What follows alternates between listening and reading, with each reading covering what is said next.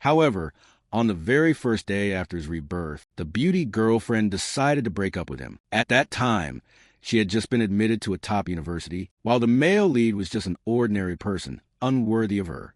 Clearly, the two no longer belonged to the same world. She invented reasons so he would recognize reality and not try to hold her back. Suo Chingli felt it wasn't entirely wrong. Different circumstances, a predetermined outcome. In front of the curious onlookers, the male lead waved his hand and agreed to the breakup decisively, which immediately stunned Suo Chingli. Seeing him turn and leave without hesitation, feeling unimportant, Suo Chingli spoke up to keep him. Hearing that, he only gave her a glance.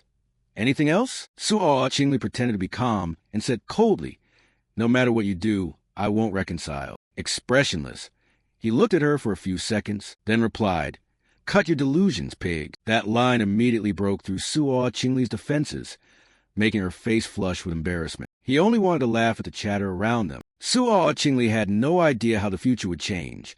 By then, money or academic achievements would be useless. In just 1 year, the whole world would enter the period of spiritual energy restoration. Society would be completely transformed. Standards would be replaced. The era of cultivators would begin. Strength would become the measure of worth. In his past life, the male lead was just an ordinary man trying to survive the apocalypse. Countless mutated monsters ravaged everywhere.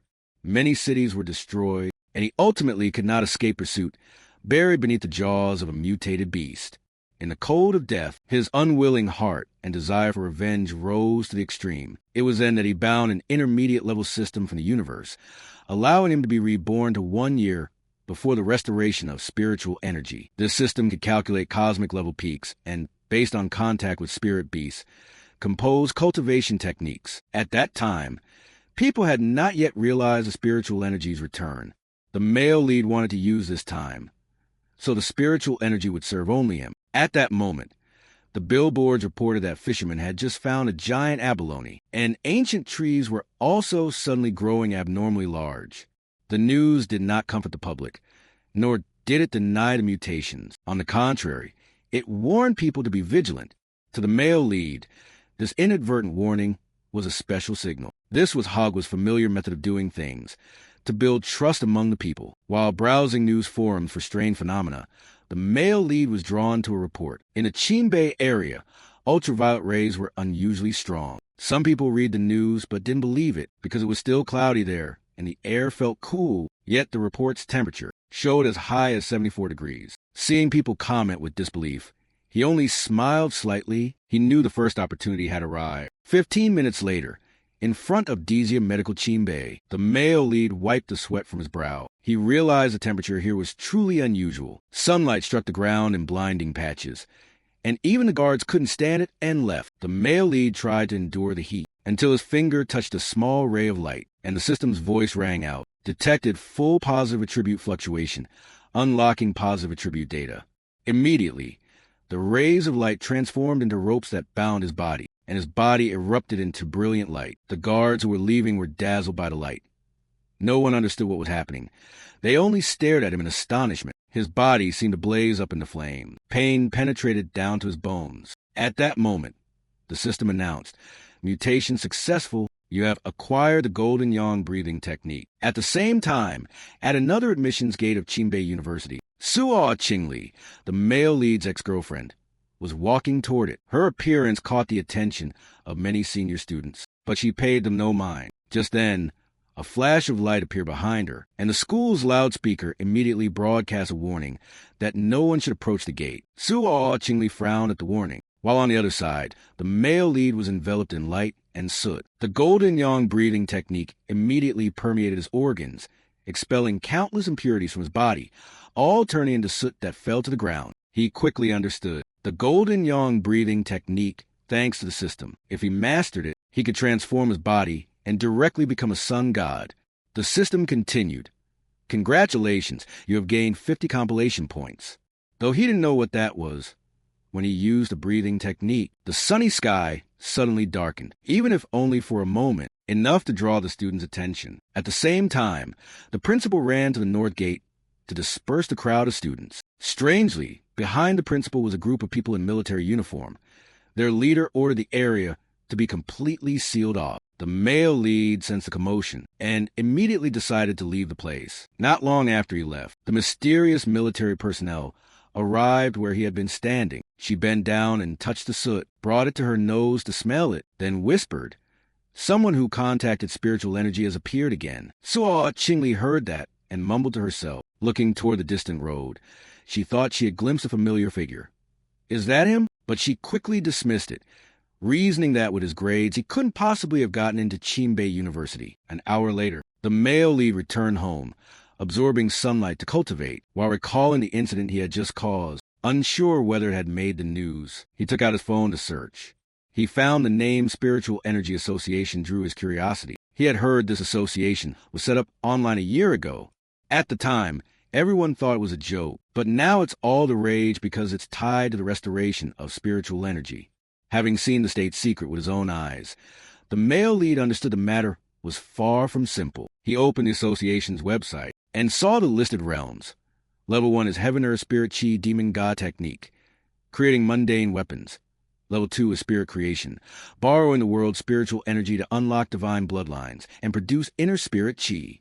Many people didn't believe it, but the male lead paid special attention to a page introducing the Tsongjong Hagwa.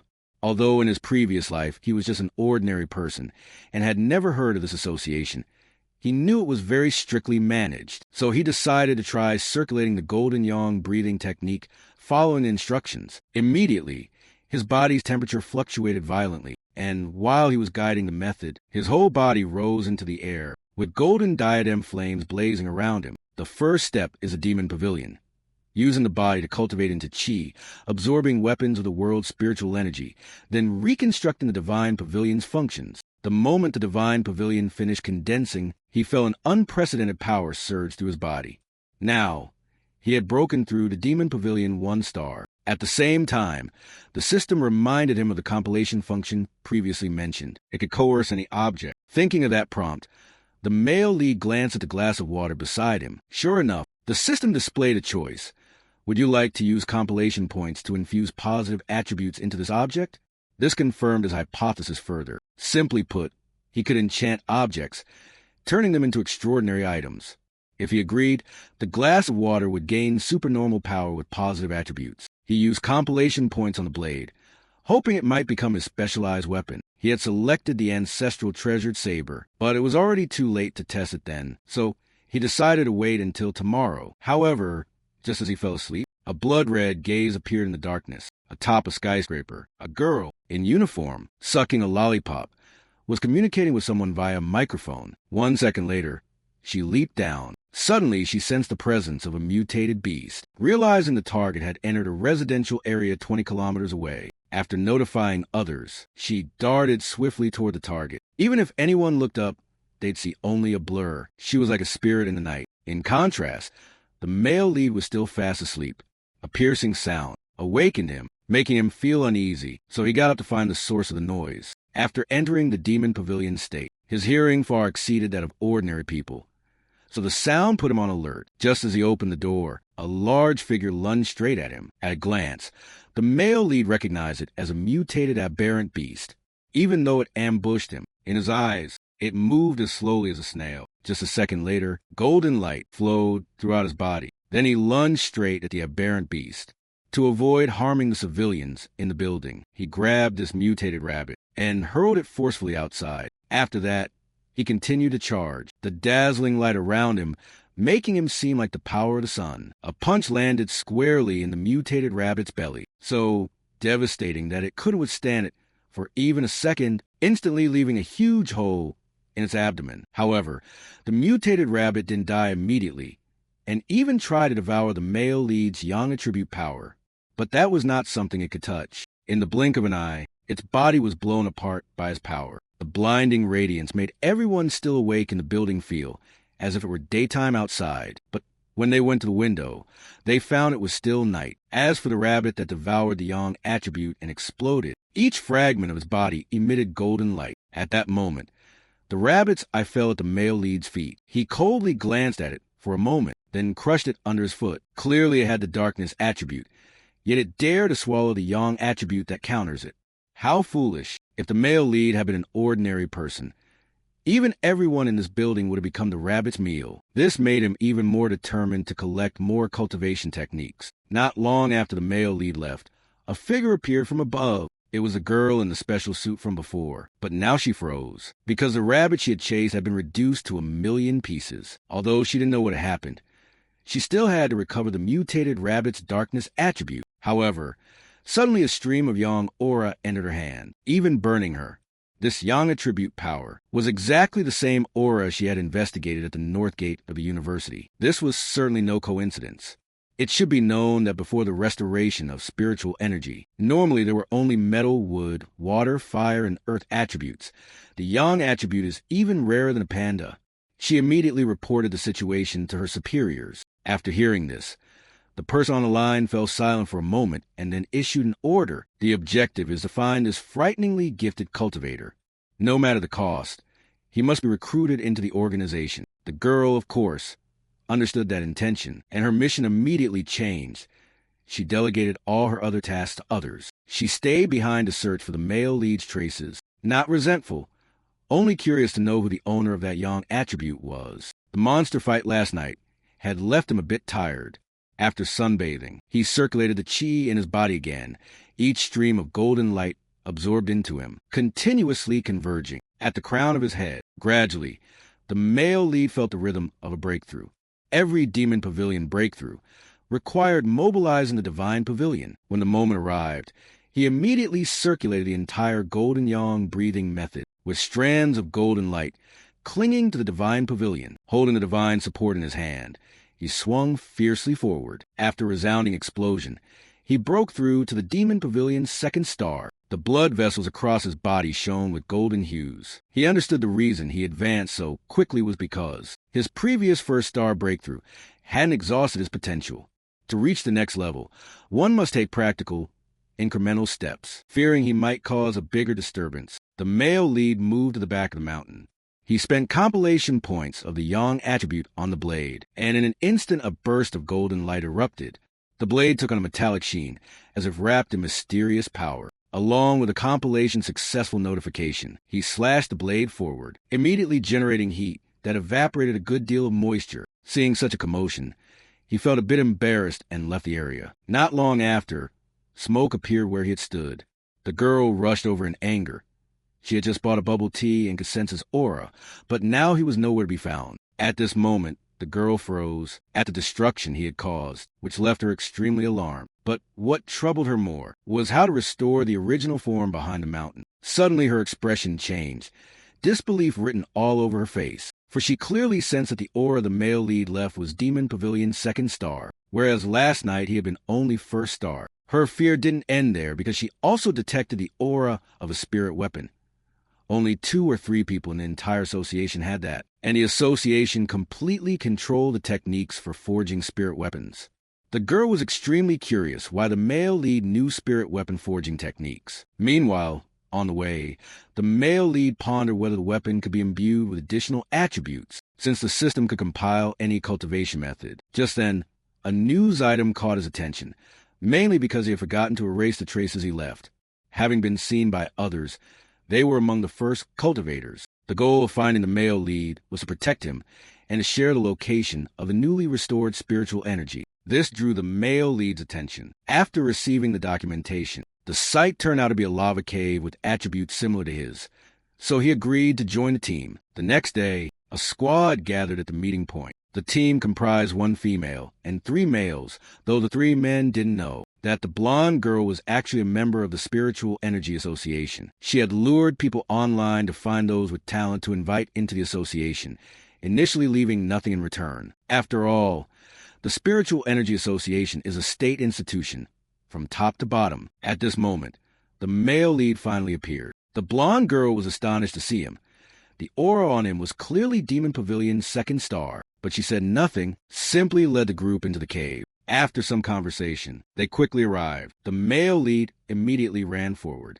Amid everyone's calls, he touched the searing stream of lava. A loud explosion rang out and intense heat erupted. At the same time, the system detected the abnormal heavenly inner phenomenon of internal inflammation and immediately compiled a new technique for him.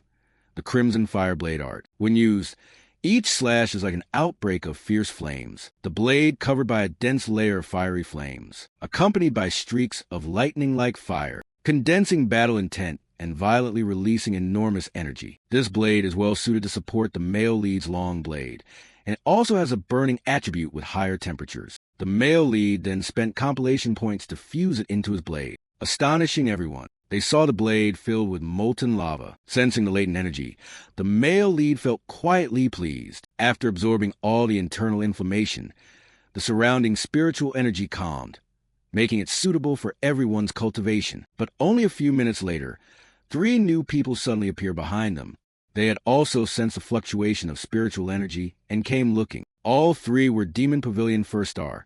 The blonde girl dared not provoke conflict and invited them to absorb the spiritual energy together. The leader sneered, saying that apart from the blonde girl's Demon Pavilion status, the other 3 were nothing, and ordered her and her group to get lost. This made her grit her teeth. Just then, the male lead appeared among them, holding the molten blade, and said coldly, "What kind of skill is bullying a weak girl?" The leader barked, "Who are you to shout?" Having said that, he drove the blade into ground, and terrifying fiery flames immediately spouted forth. The molten hot air instantly surged toward the thugs. When the male lead pointed the blade at them, the 3 did not dare act insolently further, certain that if he really struck, they would turn to ash on the spot. So they fled immediately without looking back. The male lead received admiring gazes from everyone. Feeling a bit embarrassed, he only gave a light smile and said he'd go on ahead. After sensing the male lead's power, the blonde girl was left speechless. She had never imagined such a powerful expert existed, and resolved to report to the organization to recruit him. Very quickly, the Spiritual Energy Association received her report. They did not expect a high attribute cultivator to appear, and although excited, they did not know how to recruit him. If they knew all the high attributes belonged solely to the male lead, who knows what they would think. On the way home, he saw news about the major activity in the cave had been posted online, but the male lead didn't care, focusing only on absorbing more yang attribute, because he felt it was time for a breakthrough. So he returned to the back of the mountain near his home. At the same time, the silver-haired girl, who had just restored the area behind the mountain, was disrupted again by the male lead. Suddenly, a small dazzling sun appeared, and countless spiritual chi gradually condensed into an illusory guiding spirit. Seeing such a spectacular phenomenon, the girl was certain it was the male lead, and immediately ran toward the light. She was determined to meet him. At that moment, the male lead circulated the golden yang breathing method, absorbing the yang attribute from the sky. His aura reached its peak, an illusory guiding spirit, fully condensed. The silver-haired girl was deeply shocked by the scene. Each strand of spiritual chi used to summon the guiding spirit seemed to overcome countless trials, truly earned through real combat and cultivation. She had once rushed a 3rd star breakthrough, summoned the guiding spirit incorrectly, and had to be hospitalized for a week, a bad habit common to many cultivators. Seeing the male lead so composed, she had thought he was an age master. The guiding spirit began to move. After the 3rd swing, the male lead's Demon Pavilion reached 3rd star. When the silver-haired girl arrived, she found no one. Unwilling to accept it, she continued searching for his traces. She vented all her emotions and shouted loudly, "Senior, you must not have left here yet." Sure enough, the male lead was hiding on a branch, having noticed that people had been investigating him these past few days, wanting to see who it was. At that moment, the girl spoke to him alone, introducing herself as from the Cultivation Association, her voice small as she pleaded for him to join. The male lead was no longer silent. He asked why. She knew he had no interest in joining, then tried to explain the benefits of joining the association and fighting enemies together in the future. She even took out her ID badge to prove it was true. The male lead was somewhat impressed with her. She had once been the national long-distance running champion, but in her previous life, the association had inadvertently failed because the enemy was too powerful, causing nearly all of humanity to be annihilated. Therefore, joining the association was a commitment. For the male lead, it would bring more benefit than harm. Still, he only agreed to cooperate with her when necessary, and otherwise did not want to be disturbed. From what she said, the male lead knew the association currently dared not rashly make enemies with him, because he possessed an extremely rare attribute. Teton On agreed, promising to report mixed true and false information about him to the association. Sure enough, she did as promised, reporting that she had merely met him by chance. The association also had no time to deal with his affairs, because a demonic gate had appeared. They were cold and brutal, exploiting the restorative spiritual chi to contaminate the field's energy, mutating into man-eating aberrant beasts. Some disguised themselves as anomalous disasters, relentlessly slaughtering and isolating human areas. If not exterminated in time, their destructive attribute would continuously corrode the human world. Meanwhile, the male lead had returned home. Normal weather suddenly turned into storms of wind, rain, and thunder, as if a cultivator were undergoing a tribulation. The state repeatedly announced that people must not go outside, and the area where the male lead lived was sealed off, but he felt that something was off. The thunder attribute spiritual chi was fluctuating very noticeably. It might be another restorative spiritual chi anomaly, so he decided to go to where the lightning had struck behind the mountain. Sure enough, as he approached, the system alerted him to a new contamination of restorative spiritual chi. At the same time, at the Spiritual Chi Cultivation Association, they also detected an explosion of thunder attribute energy on the mountain and assessed this as an S-level danger. No one in the association could approach the center. Even a Demon Pavilion 3rd star would have no way out. The association quickly ordered the mountain to be sealed. On the male lead side, he looked toward the center where lightning kept striking. The thunder attribute at the edge wasn't pure enough, so he had to go up to the Jade Emperor Peak. At this time, the spiritual chi had only just begun to restore. Although the current mutated beasts were not a concern for him, the energy available now would be insufficient to face the horrors to come. With the Yang attribute and the fiery flame blade, he might one day become a solar divine weapon, and this thunder electric power was an opportunity to strengthen his body. The desire to grow stronger made him endure thousands of consecutive lightning strikes toward the mountain center. At that moment, a terrifying bolt suddenly detonated toward him. He slashed down with his blade, but could not withstand that terrible force. Even with the golden yang breathing method protecting him, the thunder electricity kept piercing through, striking at the yang attribute power within him. This ultimate thunder attribute felt like divine punishment, continually increasing the pressure as it determined to make him fall. The male lead looked up, thinking how he could tame it. As the thunderstorm continued to strike, he channeled his entire golden yang breathing method, did not evade, and swung a strike toward the lightning's radiant core. Then he spat out a mouthful of bright red blood. The thunder electricity pierced his body, leaving him aching and numb all over. Even so, he did not stop, struggling to withstand the enormous pressure. He advanced step by step toward the center. The endless thunderstorm, as if sensing the challenge, kept striking him. This dazzling scene could be seen from thousands of miles away. At this point, the system notified him that it had detected a powerful thunder attribute. Only a second later, the male lead received the divine thunder hunter refinement technique, which made him no longer fear heavenly thunder and simultaneously guided lightning into his body, transforming his flesh and skin into something divine. The difference in the yang attribute is that, whether offense or defense, lightning is an overwhelmingly top-tier force. The male lead felt his sinews and bones powerfully strengthened, and during training, he felt no pain. And he even received a new compilation point, allowing him to socket a new item to embed a supreme lightning attribute. This adjudicating power is the nemesis of all evil creatures. His blade already had the yang attribute. Adding more would shatter it, so he shifted the target to his right arm. Thus, the lightning arm was born. After the male lead acquired the rare lightning attribute, the terrifying thunderstorm over Jade Mountain gradually dissipated. Contrary to the association's prediction, it should have taken 3 days for the thunderstorm to vanish. They immediately ascended the mountain and quickly found traces of the cultivator. Someone had gone up the mountain while the thunderstorm struck, which shocked the association's forces. An S-level anomaly they couldn't approach.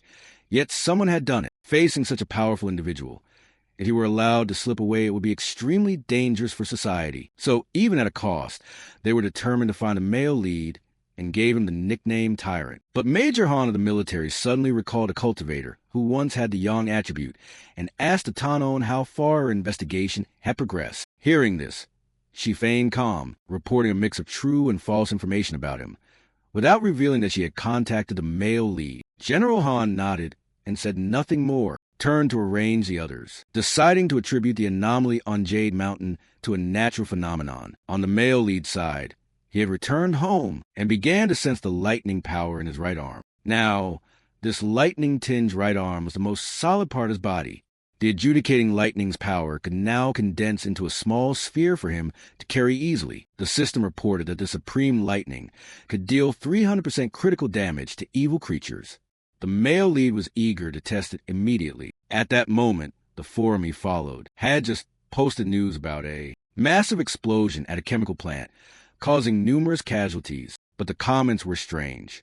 People near the scene all sensed an evil, gloomy aura. The male lead thought and immediately remembered the demonic pet he'd encountered in his previous life, a creature that loved to appear suddenly in the dark and could be any animal or plant. When a mutated creature gains intelligence, strength, and heightened senses and hunting ability, it becomes monstrously dangerous, hundreds of times more so than the mutated rabbit before. They absolutely could not be allowed to continue evolving. Near the plant, members of the Spiritual Chi Association were pursuing a target named Trukta. The team leader was extremely serious because Trukta liked to eat people.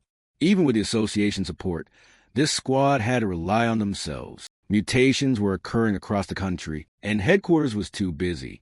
Trukta was only classified by headquarters as a B-level danger, but because Tatan Own was nearby, so headquarters dispatched her to assist. At the male lead side, the giant mutated rat emitted a nauseating aura.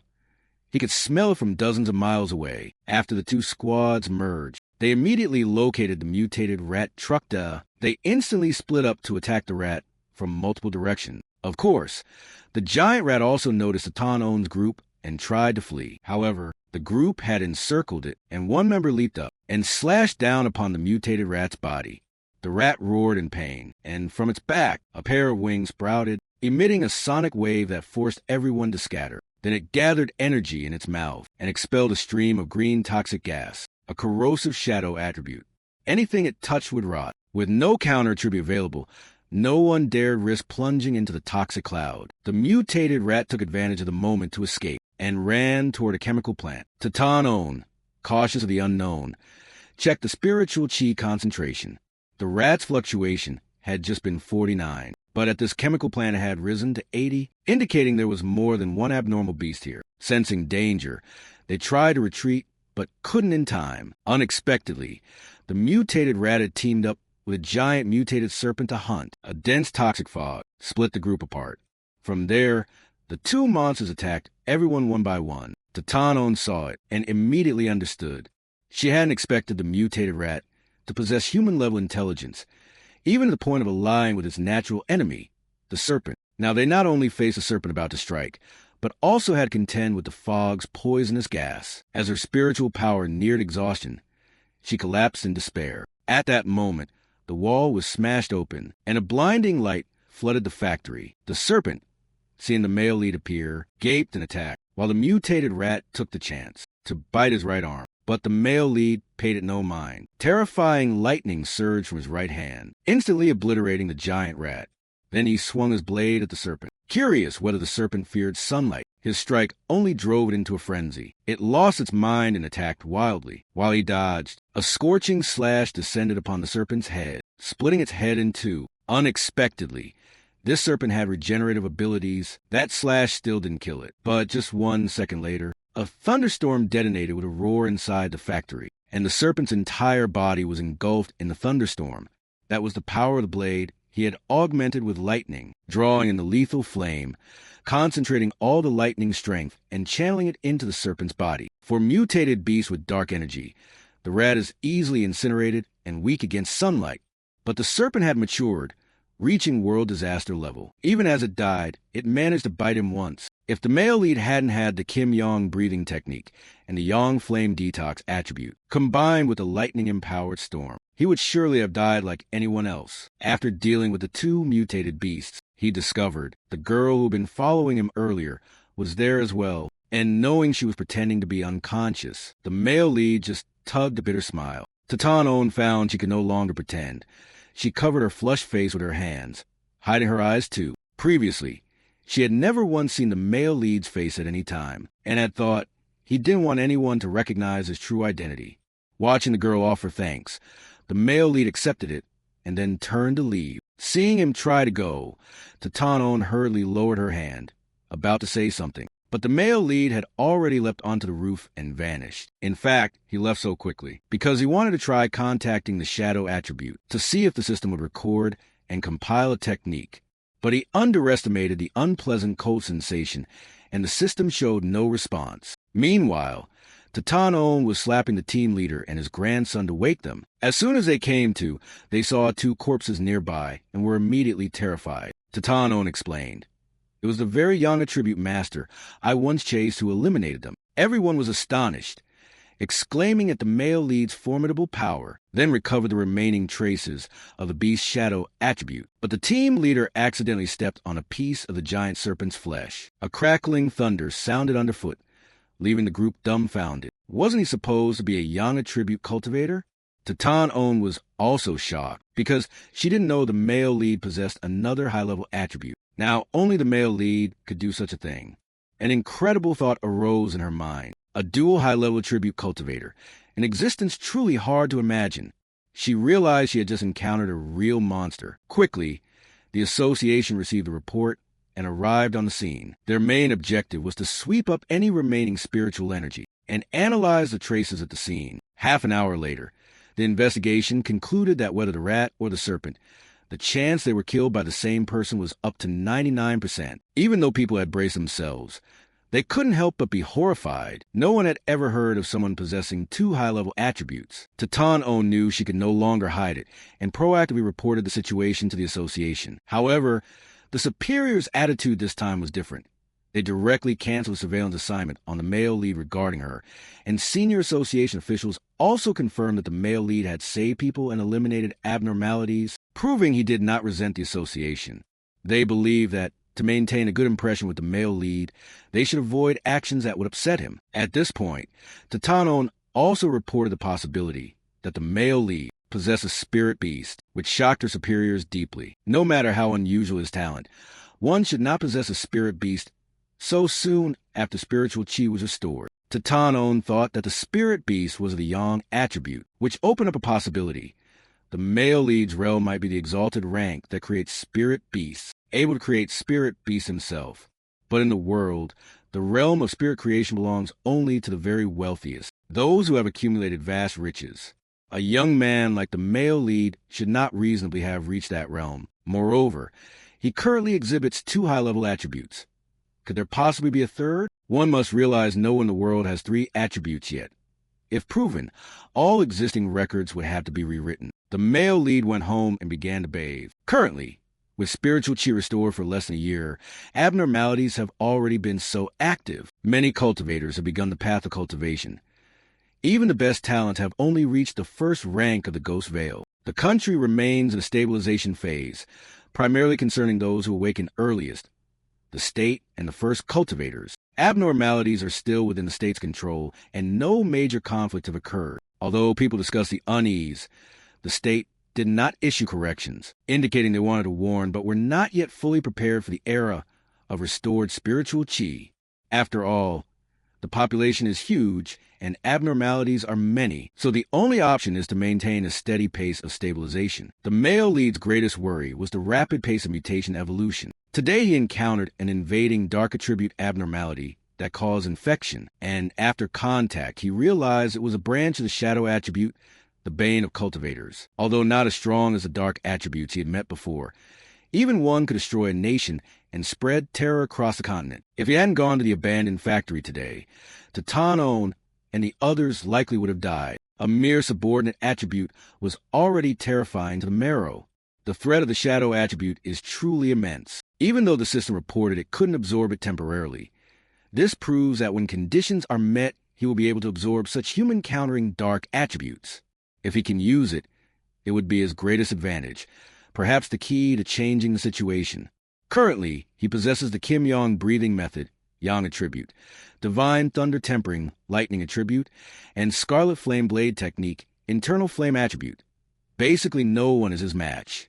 Yet the male lead still feels far from sufficient. At that moment, his phone rang. The caller was his aunt, asking him to arrange for her daughter, also his cousin, to stay a few days to participate in a study activity. The male lead vaguely remembered this academically gifted cousin, so he did not refuse, unaware it was merely an excuse. In the girls' chat group, Everyone was a cultivator. Their target seemed to be a town where many strange deaths had occurred, and the cousin's mother knew nothing about it. The next day, his younger cousin hauled her suitcase to the bottom of his building. As soon as she arrived, she ran into her cousin stepping out. The male lead didn't recognize the person in front of him at all.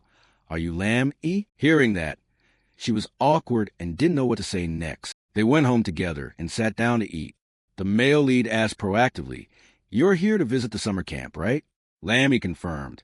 The atmosphere between them suddenly turned awkward. He could only offer a few polite words. "Call me if you need anything." She replied courteously, "Yes, thank you, cousin." A little later, the male lead handed Lammy the room key and instructed, "This is the spare key. Your room is opposite mine. I'll go back to my room first." Lammy took it and politely said, "Okay, sorry to bother you these days." Lammy quietly watched her cousin's silhouette return to his room and felt a bit relieved. He seemed approachable and not overly interested in her affairs. But the male lead was the opposite. His vigilance kept growing, though he tried to remain calm and not show it. He observed her for a while, thinking, "When she sat on the sofa just now, I really sensed strange spiritual chi appearing and disappearing. Could she already be a cultivator? She said she's attending a summer camp. Could that be a cover?" In her room, Lammy intently messaged her teammates.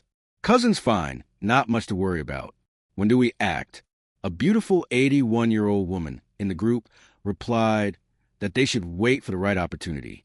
The area had been chaotic lately, but cultivators usually went ahead first. The conversation shifted to someone who lost 5 yuan and agreed to recount meeting a great master. One sword flashed like the sun, scaring the other party away. The beautiful woman half believed it and joked that it must be a top-tier cultivator. Lammy decided to agree and carefully wait for the chance. After the conversation ended, she still felt uneasy and told herself that being new, she shouldn't practice openly. If her cousin discovered it, it would be hard to explain. 3 days passed in a flash, and the male lead felt cramped living with someone else. He hadn't expected sharing a home with his cousin to cause so many disruptions to his cultivation. His breath regulation was constantly interrupted. He decided to return to his room to focus, but worried that practicing the Kim Yong breathing method during the day would be noticed. He practiced anxiously. Would he be seen in the morning?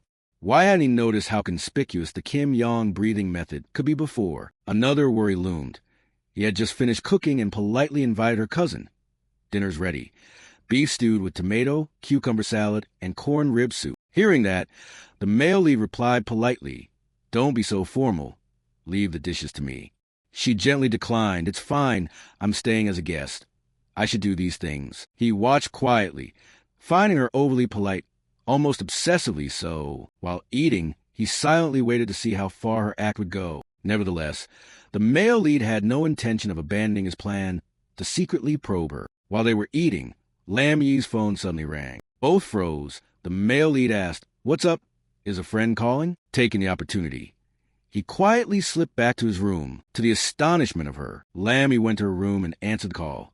"What? Attendee, great upheaval will happen tomorrow? When? 3 in the afternoon, right? Don't worry, I'll be there." While she discussed a meeting at Yonghua Town, a well-known suburban town about an hour's drive away, the male lead hovered outside the window, secretly overhearing everything. A stream of energy emanating from her room caught his attention. At last he had his answer. His cousin was also a nascent cultivator in the era of spiritual chi's recovery. He closely observed the talisman and training implements she used and couldn't help but be surprised. Fortunately, her current strength couldn't detect him, but a high school student reaching this realm and showing signs of advancement was remarkable. He continued to focus, analyzing Lam Yi's recent actions. So joining the summer camp was just a lie. The Dendi upheaval was Jiao You's real objective?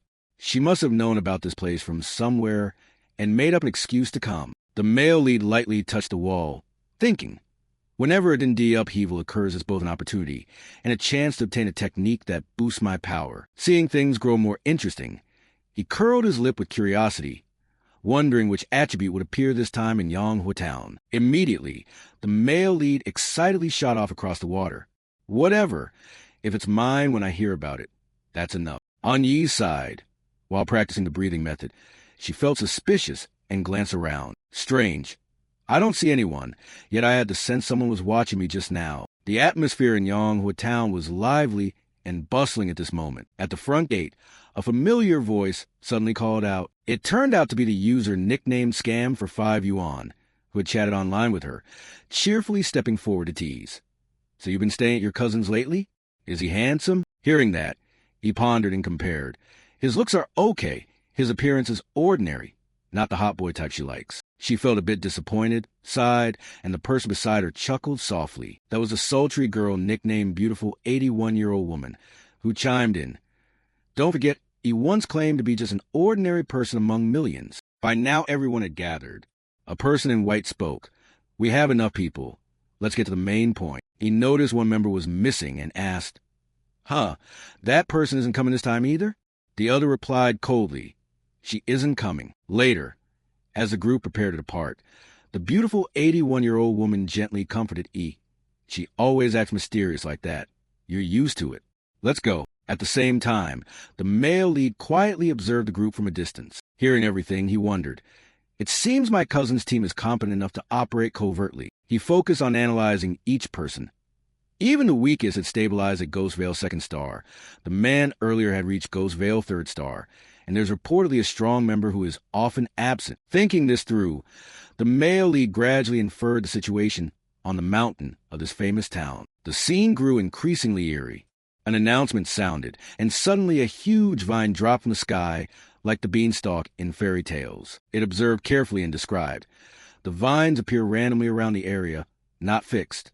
Unlike information previous cultivators knew, clearly it didn't deban, but unrelated to weather, nor collapse or terrain restructure, but strange objects from the void that neither glow nor make sound, silently moving then disappearing. When everyone gathered at the rendezvous, the beautiful 81-year-old woman exclaimed in shock, Holy crap, is that it? Staring at the enormous vine, she couldn't believe her eyes. Scam for 5 Yuan suddenly reacted oddly. Hey, maybe we shouldn't go any further. He asked in surprise, why? It turned out the horrifying sight before them made her tremble with fear. After a moment, she explained, I have a friend on that team. They've tried approaching the vine, composed of cultivators stronger than us, but after they went in, they all disappeared. She recounted anxiously, I have a feeling we'll be the same. I'm really scared. My intuition tells me this is a high-level anomaly, completely new and unpredictable. I don't want to die here. E reassured her. You're right. Actually, everyone feels that way. E analyzed. Within this wood attribute vine, there is a desolate chi, a feeling of sinking into flow of time where all things perish and vitality drains away, making us anxious and violently uncomfortable, as if it wants to devour our lives. E gripped Scam for 5 Yuan's hand and declared, but this is precisely the cultivator's path of martial way advancement. The male lead watched from above, thinking, the current is truly gloomy. There have been many anomalies, but this vine is the most unsettling. A plant that normally symbolizes life, yet is as dark as a corpse, like a creature that has lost its spirit. At that moment, he stood on a high rock and declared, we don't have time to think. Danger is sensed right here. Everyone stay within sight of each other. Don't spread out too far. She warned carefully, and everyone immediately complied. E thought that would be safer. She focused her cultivation on a tree branch. The male lead observed and praised, alert, knowing how to maximize benefit, neither hasty nor retreating, truly worthy of an outstanding student. Her power kept reaching new peaks. The male lead was surprised. So fast she's already reached the 3rd star threshold. This cousin of mine is truly extraordinary. The 81-year-old nickname was also impressed, while Scam for 5 Yuan had her mouth agape. At the tree's base, the vines began to spread and invade. The curly-haired youth immediately noticed something wrong and shouted, Not good. The vines are rushing toward us. The 81-year-old cried in horror. What? How can they detect us from so far away? In an instant, everyone was entangled by the vines, screaming chaotically. Run. If you don't run, you're dead.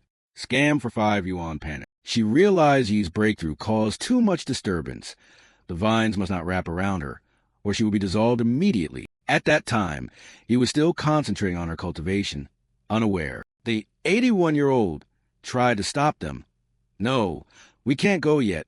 You will be in trouble. Scam for 5 Yuan reacted. What do you want me to do? Be her guardian? She chose to cultivate here and advance on her own. Does she want to risk all of us? The curly-haired youth cut in. Life and death are fate. Wealth is granted by heaven. If we don't go now, we'll all die with her. We're just a chance meeting." No sooner had he finished than he took a punch. The beautiful 81-year-old woman insisted, "You go. I'm not abandoning my comrade." The male lead watched silently. Perhaps my cousin hasn't realized her situation yet. After all, she's only a student, and the vine's power is terrifying. I don't know if I can save her, but time is running out. Finally, the male lead decided, "I promise to take good care of her.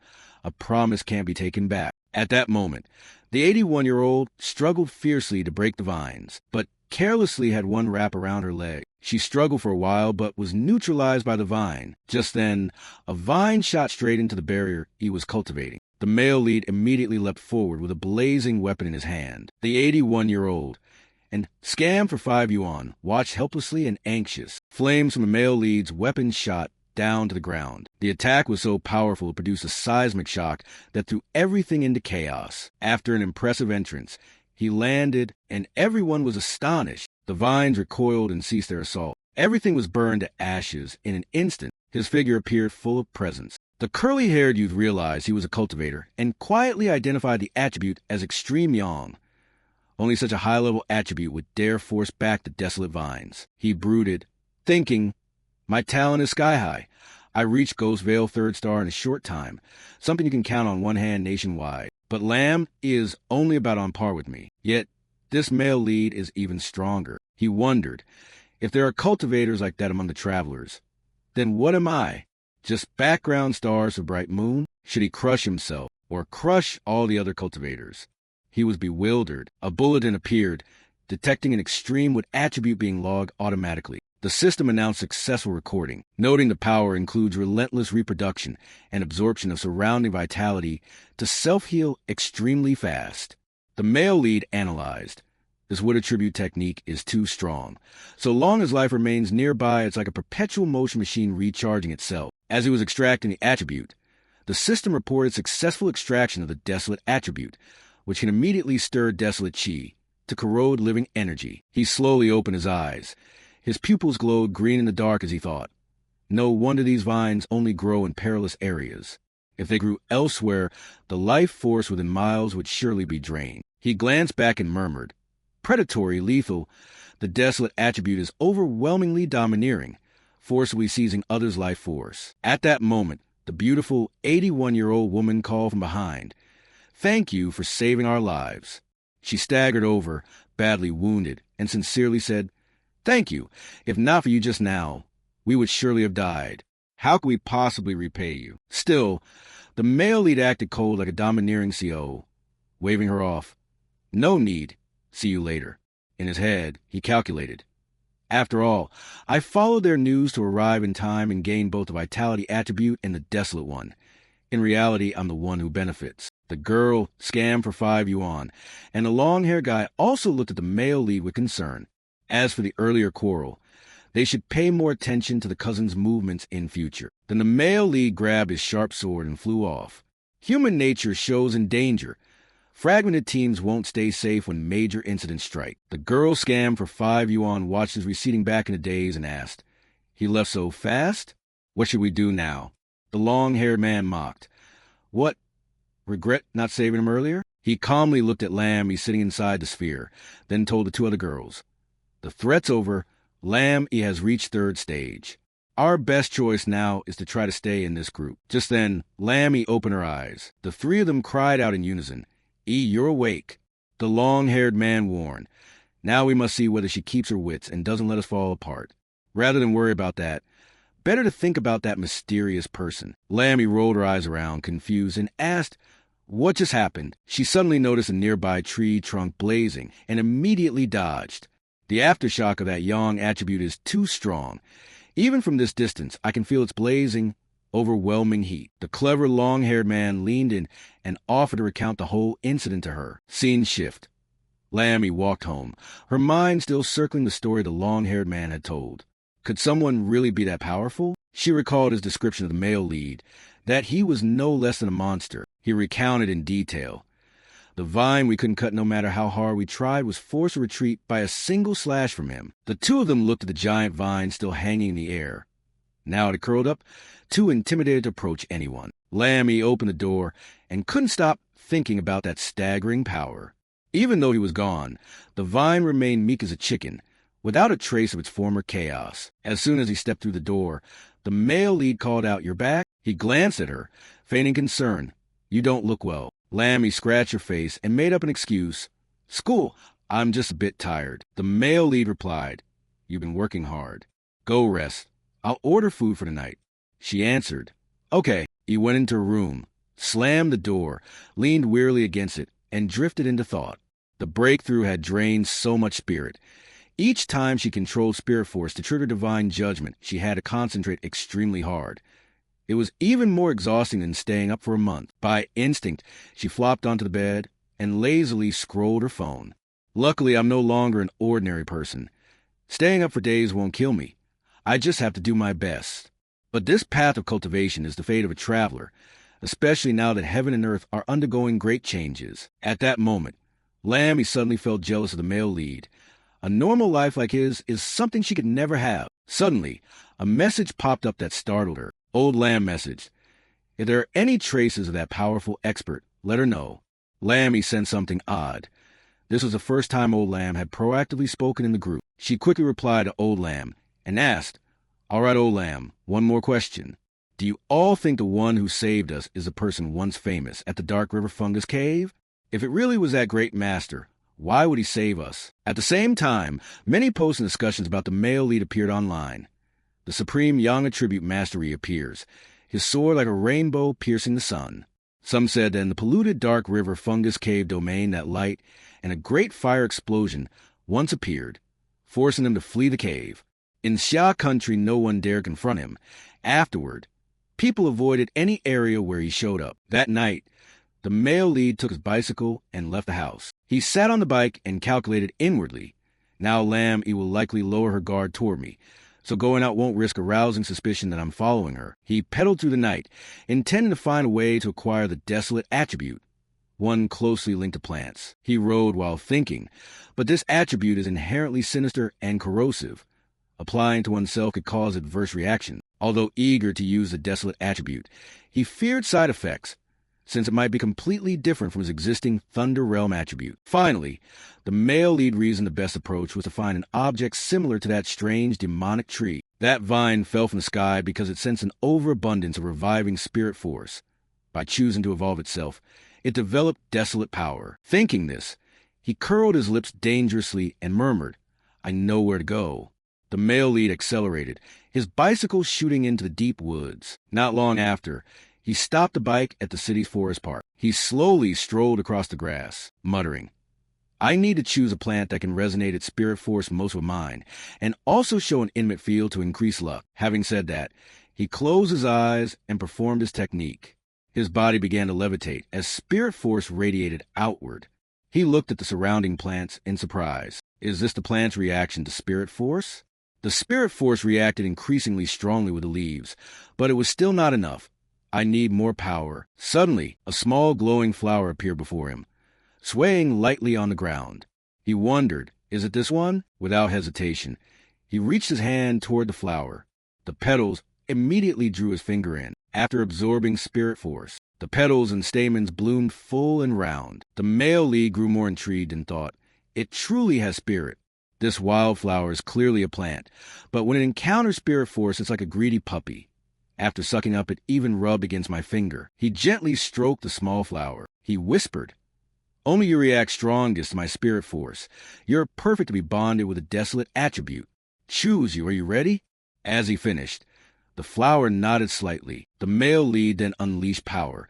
A terrifying wind rose around the flower, sweeping away the surrounding grass. The spirit force asked, "Do you want to attach the desolate attribute to this object?" He lifted the flower into his hand and answered decisively, "Yes." A strong spirit force burst out from him into the surroundings. The male lead was slightly surprised as he looked at the creature before him. The flower with the desolate attribute began to sway gently, its whole body emitting a blue light. The flower still moved as if wanting to do something. Before his eyes, the flower slowly absorbed the surrounding spirit force, and in an instant the whole canopy wilted, leaving only the single flower standing alone. The male lead had to admit the desolate power was terrifying, like the hand of a demon. In just 3 seconds, it had almost drained the entire forest. Truly overpowering. When the flower had absorbed enough spirit force, it slowly grew larger. Decisively, the male lead plucked the flower, somewhat worried it would attract members of the spirit association. Recalling when he entered the woods, he noticed cameras monitoring movement. He understood this was a central urban area. The spirit association would certainly pay attention to spirit force recovery. Plants here were dangerous. He was slightly surprised that even after being uprooted, the flower still greedily absorbed spirit force. Without roots, it remained alive and continued to take in spirit. He smiled and teased the flower. Compared to before when it absorbed spirit freely, it was much calmer now. Uprooted, its spirit still didn't diminish. The flower, as if enamored, even nuzzled his hand. He looked at it thoughtfully. Could plants begin to evolve after being given an attribute, as if unlocking chains? Suddenly a red light flashed on the tree trunk. An alarm indicating an abnormal value exceeded the threshold, making both the male lead and the flower startle. He thought, not good. The surveillance system's been triggered. He clutched the flower and darted away. At the Spirit Recovering Plant Research Department, all screens simultaneously showed red warnings. Everyone in the room instantly panicked, unable to sit still. In the forest, the area was split in two. One side still alive, the other withered from having its spirit force drained. A warning appeared on someone's wristwatch, and staff in protective gear began to inspect the area. One person looked at his watch in astonishment. This is incredible. Previously, the north gate of Chingching University fluctuated by about 8 m. Dark River Fungus Cave was 25, and this park originally had spirit density under 10. The person beside him agreed. If abnormal spirit density exceeds 10, it'll be taken over by the military. A staff member with measuring equipment stood on the ground and then looked up, puzzled. Air humidity, surface moisture, temperature, all normal. Solar radiation was fine too. Yet the trees here seemed drained of life within seconds. Another staffer stepped forward, wondering, I wonder what attribute of spirit power caused this? I think we need to go a bit further forward. That's where the center is. He curiously moved closer to the incident's center to investigate the spirit force that caused it. At that moment, a man shouted, Do not approach any further. He warned everyone absolutely not to touch it. This is a desolate attribute. The young staff member beside him couldn't help but be confused. Seeing this, the man wearing glasses explained, Do you know about those vines hanging suspended in the sky? The young staff shivered, thinking of those devilish vines being classified as A-grade mutations. The man with glasses said solemnly, Yes, it's classified because it's extremely dangerous. Its ferocity comes from possessing the desolate attribute. It can siphon the life force of surrounding creatures and hoard it all for itself. The young staffer held his breath in fear. The earlier worker, still shaken, said, If you hadn't stopped me just now. He hesitated, then continued, Wouldn't I have died the moment I set foot in there? The man replied calmly, Plants that have awakened the desolate attribute turn their surroundings into death zones. Anyone who enters will have their vitality swallowed. I once read about an ancient tree with a desolate attribute in Xia country, the forbidden ancient tree in Shang City. Images of the rotting ancient tree polluting the whole forest and turning it into a forbidden zone flashed through everyone's minds. Any living creature that came near would be impaled. The man with glasses broke into a sweat and strained to think. With the great changes in heaven and earth, plant mutations can't be taken lightly. Currently, the desolate attribute is the strongest a plant can awaken. Now, besides the ancient tree and those vines, a new desolate instance has appeared. Suddenly, a hand rested on his shoulder. The owner of the hand spoke. I've heard about the situation. Turning to look, he exclaimed in surprise. Lieutenant Han, the men holding the protective suits, stood by awaiting orders. Han Li commanded. All researchers present, change in protective gear quickly and follow us into the contaminated area. One by one, everyone put on protective suits, then stepped forward with firm, resolute strides. The team entered. Lights swept the area for observation, and status reports rang out continuously. The desolate aura diminished, but there was no sign that it still remained. Han Li turned slightly and said to Su Tanhuin, Let us probe a bit. She replied in agreement. Then the two immediately kneeled on one knee and deployed their spirit force. Their streams of spirit force slithered like snakes, searching for clues. Suddenly, both realized something, their bodies breaking out in cold sweat. Han Li, tense and trembling, said, "The source has been excavated." The man with glasses was stunned. He stood dumbfounded, murmuring, "How could this be?" Han Li's gaze sharpened as he looked ahead, a trace of fear in his voice. He thought that if someone really had unearthed the source from the desolate Forbidden Zone, that person's identity must be scrutinized carefully. Su Tan-Huyen beside him added, "Captain Han, I know what you're thinking, but there are no remnants of that great power spirit force at the scene." Han Li, holding the report, replied, "Based on large-scale data screening analysis, we found this person's records. Their movements match the locations of the two anomalies." Su Tan-Huyen took the report, and the male lead's information appeared. She murmured as she read, "Phuong Dike." Han Li bowed and said, "I will forward all his files to you. This person is very likely the one you encountered before. Leave the rest to your association to handle." Su Tan-Huyen was silent for a moment, then agreed. 2 hours later, at the male lead's home, he placed a potted flower on the table, smiling as he toyed with its petals. The small white flower behaved obediently, nuzzling his hand. The male lead, cheerful, murmured to himself, "First time planting a flower, and there's not even a pot. This is the little home you chose yourself. Don't cling to my hand anymore. With this name, having gained a desolate attribute, it'll keep cultivating. You could be considered a powerful helper I've nurtured." The flower radiated spirit force again. The male lead thought, "This desolate attribute is quite special. It could help a lot in combat, and even produce many unexpected effects. Moreover, it's inconspicuous. Even if Lammy saw it, she'd be hard-pressed to suspect it. In battle, an ordinary appearance is the best camouflage." The male lead looked at the flower calmly and thought, "In real combat, power is only part of it. What matters is who has the most tricks up their sleeve." Suddenly the phone rang. The caller was Oh Wong, the neighbor. The male lead picked up and recognized the voice. Wang Liang, his desk mate from elementary through early secondary school. They should have stayed friends into high school, but that kid patted his butt and said he wanted to join the army. He answered, smiling lightly, "Kid, you're back?" On the other end, Wang Liang's voice replied, "Yeah, want to grab a drink at the old place?" The male lead asked, "So sudden?" Wang Liang scratched his head awkwardly. "I have an important secret to tell you. Don't faint when you hear it." He hung up and set the phone on the table. Opposite him sat two people, Tan Huyen and Ko Lam. He reported seriously, "Reporting, Chief, I followed your orders, but I propose this. If he's not the person we're looking for, can we guarantee his safety?" Ko Lam slammed his finger on the table, his face hardening. "Just do your job well, and don't do extra things. If he's not the one, treat him as a friend.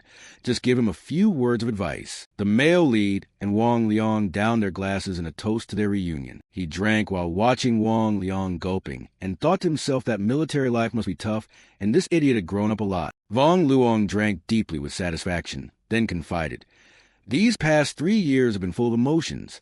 Life in the military." He sighed, then asked about the male lead. The male lead said he passed the college entrance. Things were okay for now. Wang Luong only responded with an O. Across the table, he recalled, in his previous life, the chaos prevented him from meeting that person again, and he heard no related news. He remembered the collapsed buildings and the bodies of soldiers, thinking a soldier like him probably fell somewhere in a battle. This time, would his fate change? Wang Luong asked seriously, "Have you encountered anything strange lately? Like zombies or some kind of monster?" After asking, he immediately dismissed it, thinking the military must already know about the restoration of spiritual energy. But was this question probing him?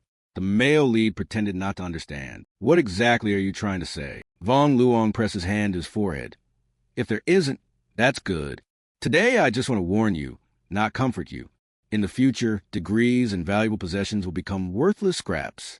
The world will be rearranged from the ground up." He listened in silence. The male lead guessed this was military confidential material. Ordinary soldiers are bound not to disclose awakenings of spiritual energy, so he was categorized as a suspect. Wang Luong, being a childhood friend, was sent to probe him. Wang Luong reassured him, "Don't worry.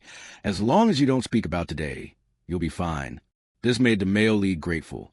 Because he had played dumb and not cooperated, Wang Luong kindly warned him despite breaking protocol. A notification sound rang from the phone. Vong Luong. Assemble immediately at the target location within 10 minutes. He hurriedly obeyed, only having time for a rushed farewell to the male lead. Emergency mission. You should go home first. I can't see you all. In contrast, the male lead asked calmly, is it related to the restoration of spiritual energy? I'll go with you. Vong Luong was surprised. The male lead patted his shoulder and said plainly, take me with you. You came to see me this time under orders from your superiors, didn't you? Before Vong Luong could reply, the male lead continued, don't worry. I don't know what information your superiors gave you, but I know you wouldn't harm me. Actually, I want to go along to find out the truth. If the military's handling of this is related to a change in the world order, and there are spiritual energy associations addressing anomalies, then what responsibilities does the military have? The two of them arrived at the military spiritual energy Forbidden Zone 19. The male lead sensed the spiritual energy there was dense, exceeding even the polluted level. Vong Luong announced his name to confirm his identity. A verification sound confirmed success, and the two were permitted entry among the strict ranks of guards. Suddenly an explosion rang out, and in front of them a squad of over 20 soldiers was confronting a howling anomalous beast. They used weapons or blue beams of light to restrain the beast, which spat out red light that sent the group of opposing soldiers flying. The male lead exclaimed in surprise, this is a combined attribute. Ko Lam, military officer of the Tam Tin jurisdiction, replied, yes, the fusion of dark and fiery attributes makes this dog especially brutal. Several soldiers are already seriously wounded. She called out loudly to Vong Luong. He responded crisply, then listened to orders. Why bring an unrelated civilian into the forbidden area without permission? Vong Luong tried to explain but was cut off. Ko Lam hurriedly ran in to join the fight. Never mind, it's urgent. You're the only one missing. Quickly come set up the opposing formation. Vong Luong followed the order immediately. Ko Lam evaluated the male lead with a glance. He was Phuong Dike, outwardly unremarkable, the spiritual energy around him only slightly agitated. Could he not be the one? But now was not the time to think too much. She warned, if you're friends with Vong Luong, I won't say more. This is a forbidden zone. Once you enter, life and death are on your own, and everything you see must be kept secret. He nodded. I understand. She immediately drew her weapon and called out loudly, Truong Mat Lai Nak. The two of them attacked the anomalous beast from above, while Ko Lam fired a blazing beam of golden light from her gun, striking the beast hard and making it howl in pain. However, in an instant a burst of red light erupted around the beast, and the level of mutation grew even more severe. It swung its huge claws toward Lai Nak. Everyone shouted, Lai Nak, watch out! Fortunately, the golden beam struck the beast in time, rescuing Lai Nak by a hair. Ko Lam held her still-smoking weapon and warned, don't be complacent.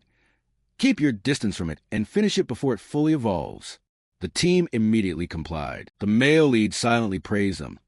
This unit was well-trained. Teammates trusted each other. Discipline and coordination were strong. No one was expendable, and together they could unleash power far beyond individuals. However, his eyes suddenly widened as if he'd noticed something. The male lead shouted a warning. Run. You're no match for it. But it was too late. The beast suddenly unleashed countless purple electric sparks that pierced the whole team. Ko Lam ordered heightened alert, raising the mutation level to Forbidden Zone. No one is to retreat. The team responded in unison. The beast grew more horns and countless fangs and claws, its size increasing, its head blazing with red light. Ko Lam warned, be careful. The vicious hound is fully fused with the dark attribute. It's completely mutated. The beast's eyes glowed red as it glared down. Vong Luong trembled in fear below. Ko Lam loudly called his name. Behind him, his eyes flashed with bright electric sparks of worry. Vong Luong narrowly avoided the beast's first attack. Ko Lam issued orders. Listen up. Forbidden Zone 019. Anomalous hound mutation level C has fully mutated and evolved, now upgraded to level B. Combat plan updated. Meanwhile, the male lead quietly assessed the situation behind them and saw Vong Luong throw him backward, spitting blood. He quickly ran over to help. Are you okay? Vong Luong struggled, his whole body shaking, but he managed to reply, I'm fine. It's just that the extra spiritual energy in the necklace dazzled it. Then there was a backlash. He tried to reassure the male lead. You don't need to worry. All of us soldiers in Forbidden Zone 19. After saying that, he fell silent and said no more. On the other side, Ko Lam picked up her gun again and, giving her all, Issue the order. Everyone, by any tactics or means necessary, even at the cost of your lives. The team swore they would absolutely not allow the level B anomaly to leave the forbidden zone. Suddenly, the male lead lunged forward, overtaking even Kolam. Under Kolam's challenge, he condensed an enormous bolt of electric spark in his palm, preparing to strike. The male lead taunted, "How arrogant is that?" He charged madly straight at the anomalous beast, then leaped up to deliver the move. "Then let this thunder god temper you." The beast howled in pain when struck by the powerful blow. The shockwave of that strike was so strong that everyone had to shield their faces to brace. Knock's eyes widened in surprise. "Am I seeing this wrong? This is a level B anomaly, and even Chief Officer Kolam can't handle it herself." Vong Luong stammered. "Chief Officer, could it be my brothers?" Kolam affirmed. "We're not mistaken." Her gaze fixed on the male lead, declaring, "He is definitely the tyrant." The male lead saw the beast still alive and sighed. "Then we have to do it this way." He signaled to the two behind. "Chief, Vong, both of you fall back now." Kolam reviewed the sequence of events, frowning in thought. "We need everyone to form a formation, coordinate, and be ready to sacrifice to deal with a level B anomaly." Could he do this alone? What kind of power is this? On this side, the male lead swung his hand, preparing an attack, quietly acknowledging, "This is the most extreme lightning attribute. Even in the current lightning nation, this is top tier. If we wait until spiritual energy fully restores." Seeing his movement, Kolam was alarmed. How horribly will he evolve? A bolt of lightning suddenly struck down from the sky. At the same time, the male lead spun around, moving opposite to the light emitted by the lightning that had just hit the beast, making Kolam genuinely impressed. Truly worthy of the words tyrant. The male lead's face also turned cold and more inscrutable. Truong Mat clutched his chest. "I'm shivering all down my neck. My head's buzzing." Nok exclaimed, "Why is this lightning attribute 10,000 times scarier than darkness? I can endure corrosion, but getting struck by lightning is a different story." After finishing everything, he stepped forward in his usual tone. "Oh, Vong, it's done." Vong Luong happily ran over, teasing affectionately, "You brat, you scare me to death." He also gave the male lead a playful tap on the head. "Never thought my big brother would be so good." The one who was tapped just laughed. "Repaying kindness with resentment, are you? I hit the dog and you hit me." Vong Luong scratched his head awkwardly. "Sorry. Actually, I knew you might be a precursor practitioner. Military orders like stone pulled you into this." The male lead waved it off. "What? 3 years apart makes me a stranger to you? I'm not unfamiliar with you." At that moment, Kolam approached from behind, in a friendly tone, extending her hand. "Phuong Dike, thank you for your help." He smiled in response, politely shaking her hand. "It's nothing. Consider me saving my friend." As if remembering, she introduced herself. "I'm Kolam, in charge of guarding Forbidden Zone 019. You saved Forbidden Zone 019. I hope you can leave contact information. I need to report truthfully." The male lead heartily agreed. "No problem." Vong Luong, meanwhile, looked pleased to see the chief officer salute his childhood friend. Kolam praised. "Phuong Dike, your strength surpasses many precursor practitioners the Army specially invited. I really want you to join the Han Nation military, but an invitation from a guardian chief like me may not be sufficient. Your realm is a Tam Tin demon court, and even far exceeds a venerated one who creates a spirit realm." He hesitated. "Chief Garko, do you mean you think you're not qualified to invite me?" Kolam answered without beating around the bush. "Yes, I have nothing to hide. We also follow orders from above. They want to investigate you, not to pull you into this anomaly. I think they will personally invite you." The male lead smiled wryly. "Not all. Actually, I greatly respect you. Not everyone has the courage to sacrifice to protect others. I had never witnessed soldiers fighting firsthand before. What you just said moved me a bit." Those words eased Kolam. She softened her voice. "Thank you," the male lead offered. "If any trouble comes up in the future, just call me to help, like you did for us, ordinary people. In peacetime, as long as you don't interfere with my cultivation and don't restrict me." Hearing those frank words, she was slightly taken aback. He headed toward the gate, indicating he wanted to leave. "It's getting late. I take my leave." Kolam agreed. "All right, Vong Luong, and I still need to deal with the remnants of the mutated hound. We'll have people escort you back now." The male lead strode off proudly. thinking to himself, now I understand the role of the military. The military is stationed in dangerous areas rich in spiritual energy. On one hand, it allows soldiers to cultivate where chi is abundant to ensure combat power. On the other, it forms warning boundaries, separating ordinary people from anomalies. Ko Lam remarked to Vong Luong, your friend can no longer be described with the 3 words, not simple. What happened today is only a small part of his power, but that alone is enough for us to understand that a precursor practitioner who quickly reaches this level possesses unprecedented Trinity senses. Fate flow, courage, and capability. Lacking any one of the 3 is unacceptable. Vong Luong suggested, Chief, if that's the case, shouldn't we raise his ear? If you feel it's inappropriate to recruit him, let me, his childhood friend, do it. As he spoke, he didn't notice her expression darkening. Seeing that, Ko Lam pushed Vong Luong's head down. All right, kid, come with me and clean up the scene. Even with his head pushed down, he still obeyed. In his room, while cultivating, the male lead recalled the earlier events, thinking that although his identity had been exposed, he hadn't revealed any power beyond the lightning attribute. Judging by everyone's reaction, perhaps this isn't necessarily a bad thing. He reasoned to himself, at the very least, I know this lightning attribute is extremely rare, perhaps unique, and counters the dark attribute, so the military will covet it. To attract me, they not only won't threaten or suppress me, but will give me a voice and the fastest path to grow stronger, as well as access to the most advanced information.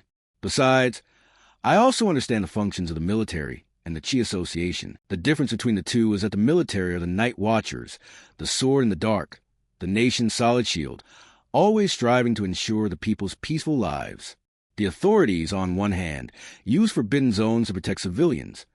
On the other hand, they broadcast signals that spiritual energy is about to recover, both directions moving forward to buy time for ordinary people, helping them avoid attacks by anomalies from the start and preventing households from being destroyed and people from being displaced. He began the process of cultivation. Feeling the surrounding spiritual energy, the male lead was very pleased. Indeed, this forbidden zone was full of spiritual energy, but taming the wild power still hadn't allowed him to break through to the next rank. He rejoiced inwardly.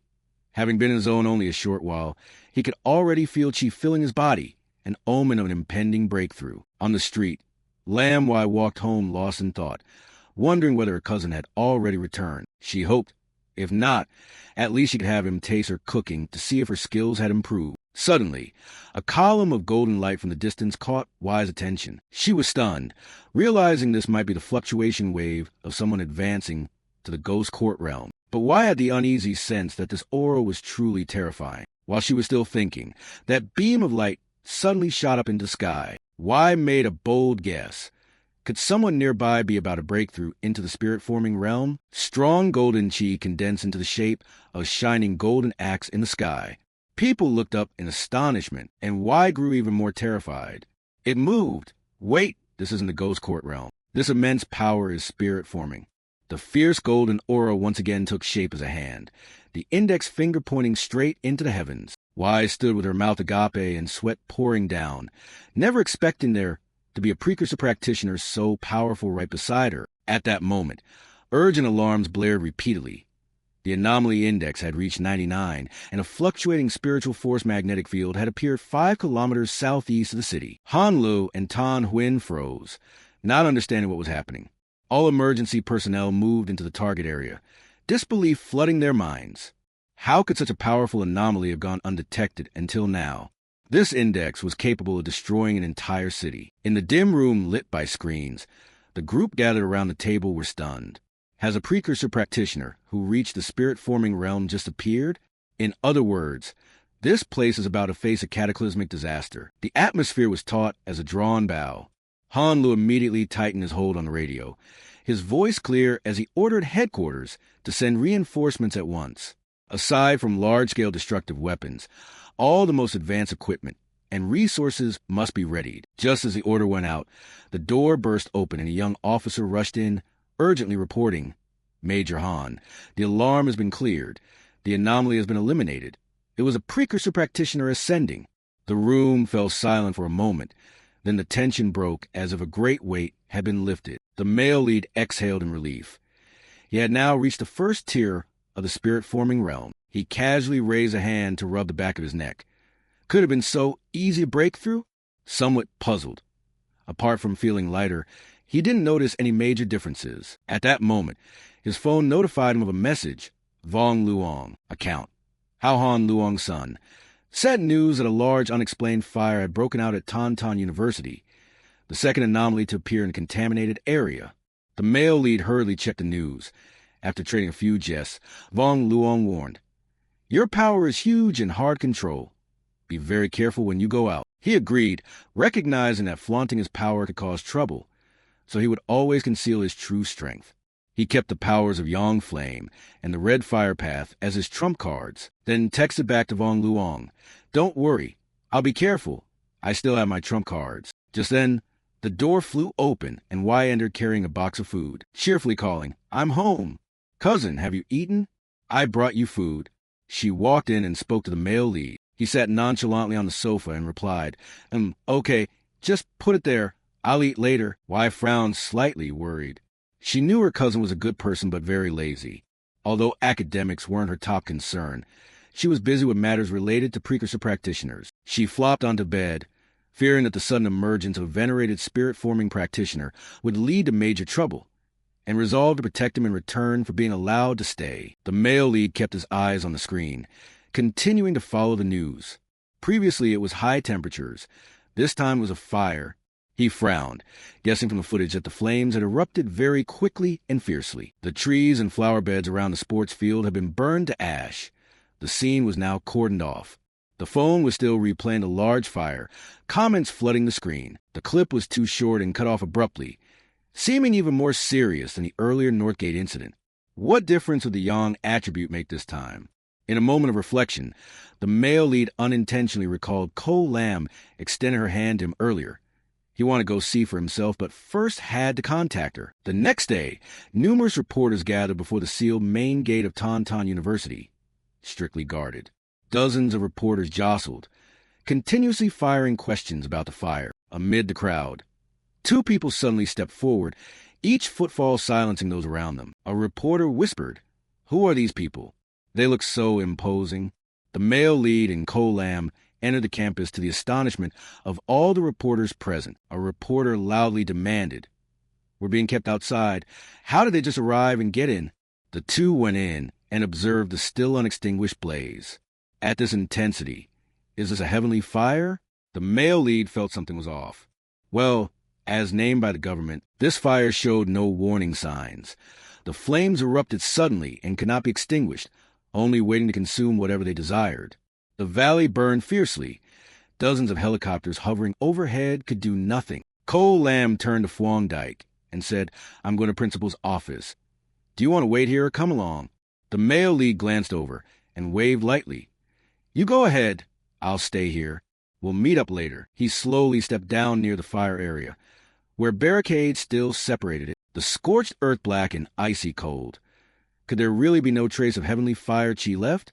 He lifted the barrier, stepped inside, and pressed two fingers to the ground to feel. Of course there was nothing to gather. It seemed he'd been thinking too simply. Phuong Dyke suddenly heard someone call, which made him freeze. So Quinn Lai spoke up when she saw him standing behind them. Beside her was a brown-haired, freckled girl. "Is it really you? Why are you here?" she asked. "Huh, Phuong Dyke? Is that the ex-boyfriend you mentioned? The one who only got into a junior college?" The freckled girl interjected curiously. Quinn Lai quietly nodded. "My friend, I know you're still a bit attached to Quinn Lai."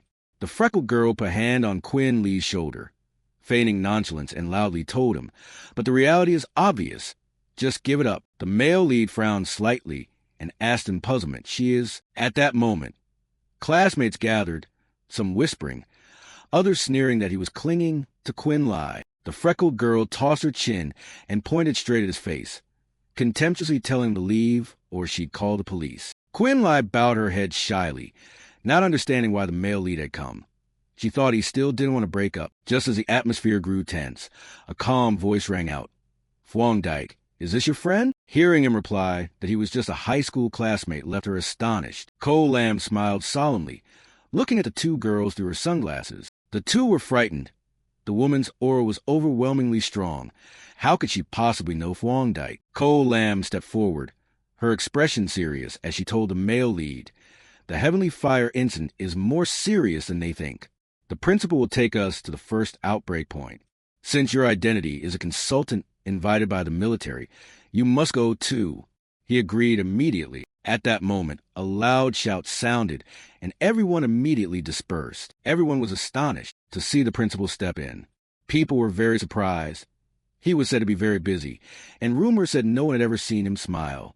It was unclear whether he had come because of Ko Lam and Phuong Dai. Quinn Lai was puzzled and suspicious, while the girl beside her was delighted, thinking the principal had come to take the male lead away. But contrary to expectations, the principal walked up to the two male leads and warmly reached out to shake hands. "Hello, you must be Advisor Phuong, whom Chief Ko recommended, right? I've been very worried lately about the anomalies at the school, fearing students might be harmed by the fire. It's great that you can come to deal with it." Saying that, he bowed slightly to the male lead. "Please help us with the situation on the sports field." Quinn Lai stood dazed, held back outside by guards along with other unrelated people, everyone surprised by the principal's treatment of the male lead. In the blink of an eye, the crowd's attitude changed completely. The previous jeers vanished instantly, replaced by murmurs praising the male lead's demeanor and the way he had been treated. Quinn Lai stood motionless among those pushed aside, silent, her face ashen. A while later, at the north campus of Tauntaun University, the principal led the group forward, recounting the first fire incident at the school. He furrowed his brow deeply as he remembered the hellish scene from that day. The principal suddenly stopped and continued. "Fortunately, the fires of the other stadiums have been extinguished.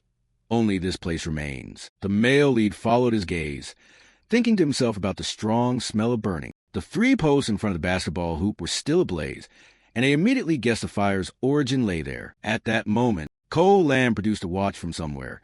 He wondered, "What is this?" She stared at the numbers and explained, "You can think of this as a basic device for detecting abnormal spiritual energy. When the threshold is exceeded, the area must be sealed.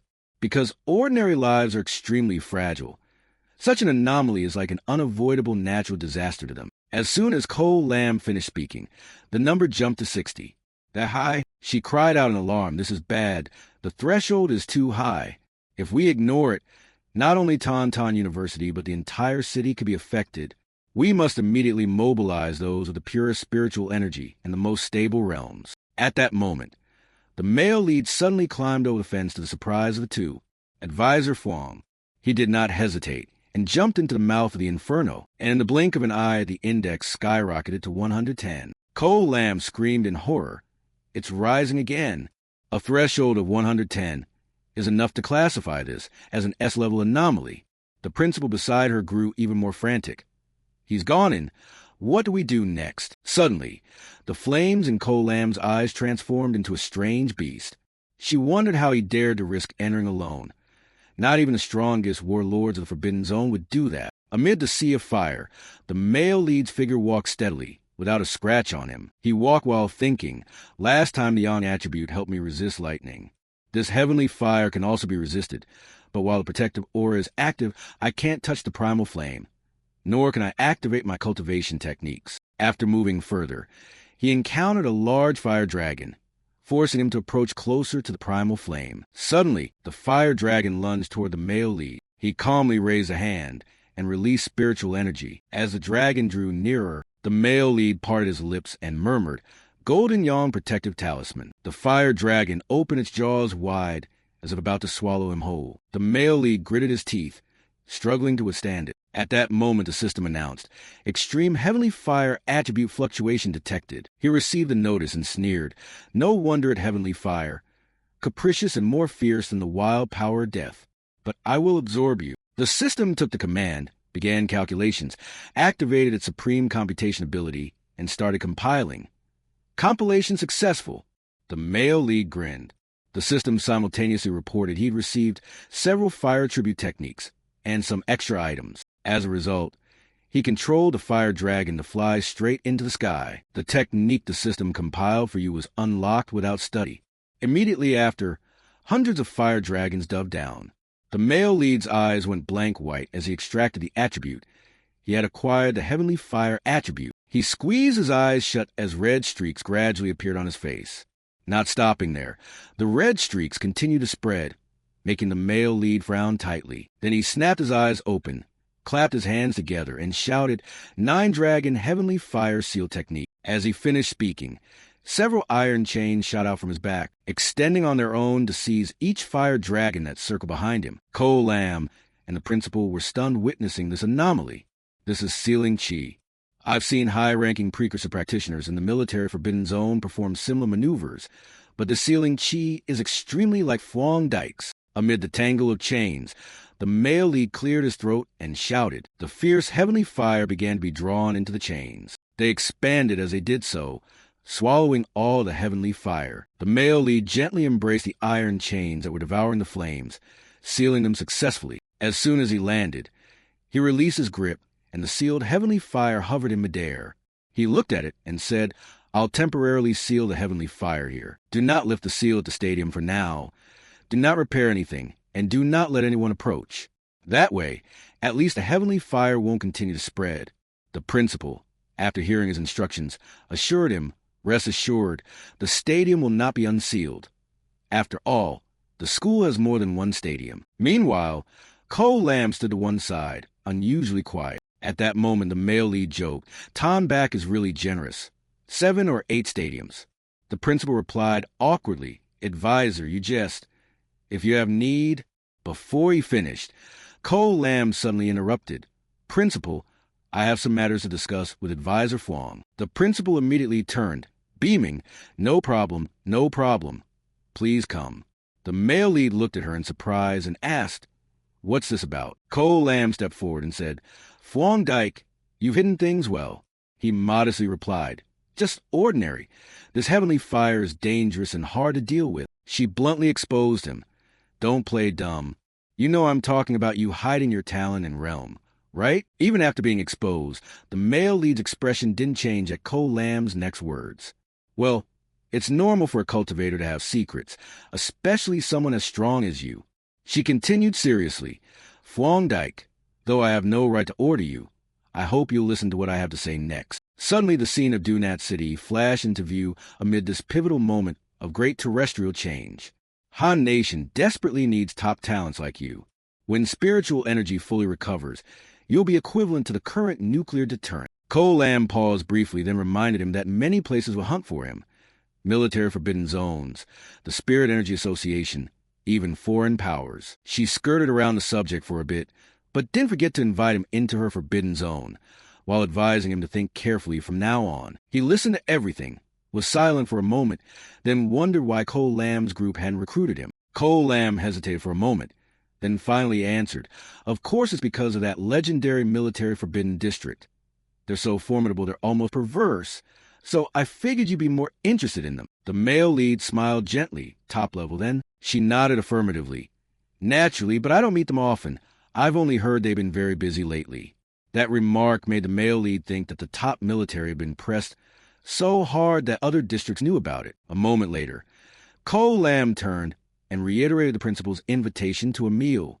The male lead followed silently, thinking they seemed to be facing quite a few troubles. He imagined those people confronting strange beasts day after day.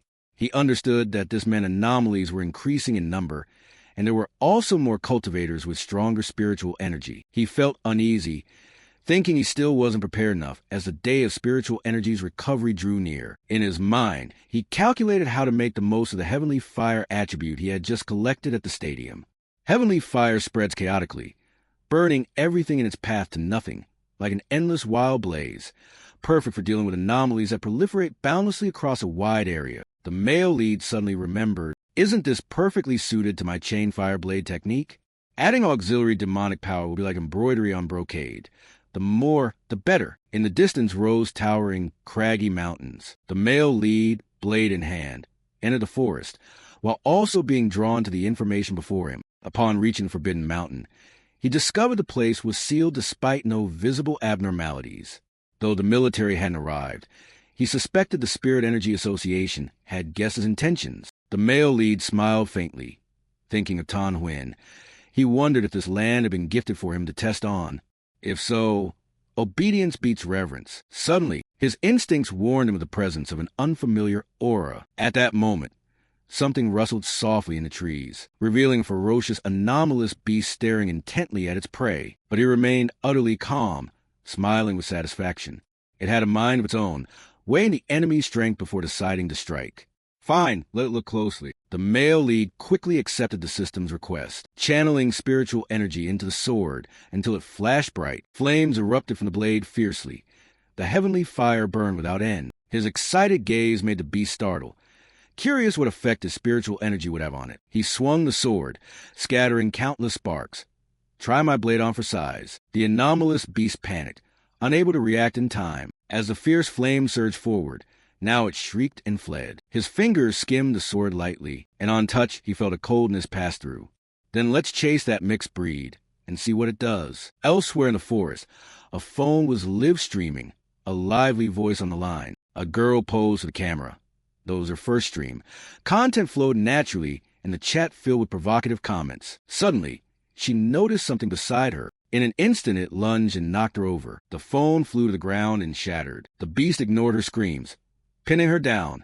Viewers began to react in the chat. Her neck was still being squeezed, eyes wet and pleading. The beast seemed to go mad, salivating as it eyed the tasty prey. Suddenly, from behind, several transformed dragons charged in. Online viewers gasped as the view count skyrocketed to unimaginable numbers. A figure appeared behind them, causing the girl to flinch in surprise. She then lunged to grab the phone back, raising it wildly to film. I got it. There's someone standing in the fire. The image of the male lead with his blade, amid the flames, electrified the atmosphere. He's a deity. A deity saved us. After the live stream, his image instantly appeared across news sites and became the subject of heated discussion. Elsewhere, a woman, delighted, called Qing Lai over to see the news about the male lead, but was rebuffed. Suddenly, Qing Lai glanced over and shouted in surprise, "Look at that woman laughing like it's harvest time. See? I told you so." Qing Li's face darkened as she insisted, "This video is absolutely fake. All special effects. That's not him, just someone who looks similar. If it were really him, he'd have been burned to ashes. And if it's true, would he take the chance to take revenge on me? Ugh, I will never bow down." In another place, an 81-year-old woman, having just received a notification, handed her phone to Y and asked, "Does this person look familiar? He looks a lot like the cultivator who saved us from vines." She nodded excitedly. At the same time, Yuna also saw the male lead's image. "Old Lai, look, is that Fang? He seems much stronger now." He exclaimed, "My goodness, that sword stance is exactly the same. We really did latch onto a big asset back then." In a large building, a stern voice rang out. "The city's crisis is approaching, and our cultivators are insufficient to cope." Inside the administration hall, Tan Huyen and the others discussed. Ko Lam asked Han Lu suspiciously, "Exactly how many attributes does he have?" He replied, 3 or more. She continued, "You mean the higher-ups have decided to go themselves?" Han Lu frowned and cut her off, then stood up and left, leaving orders to tidy up the matter. Tan Huyen worried and broke out in a sweat. The entire spirit energy community of Han Nation had turned their attention to him, prompting even Ko Lam to exclaim, "Truly promising." In another scene, a heart monitor displayed steady beats, and a joyous voice exclaimed, "Teacher, it seems Han Nation has a new hope." Jia Lam sat beside the sickbed and said sadly, "With someone of such strength appearing, the chance of you waking has increased a bit." The sun rose.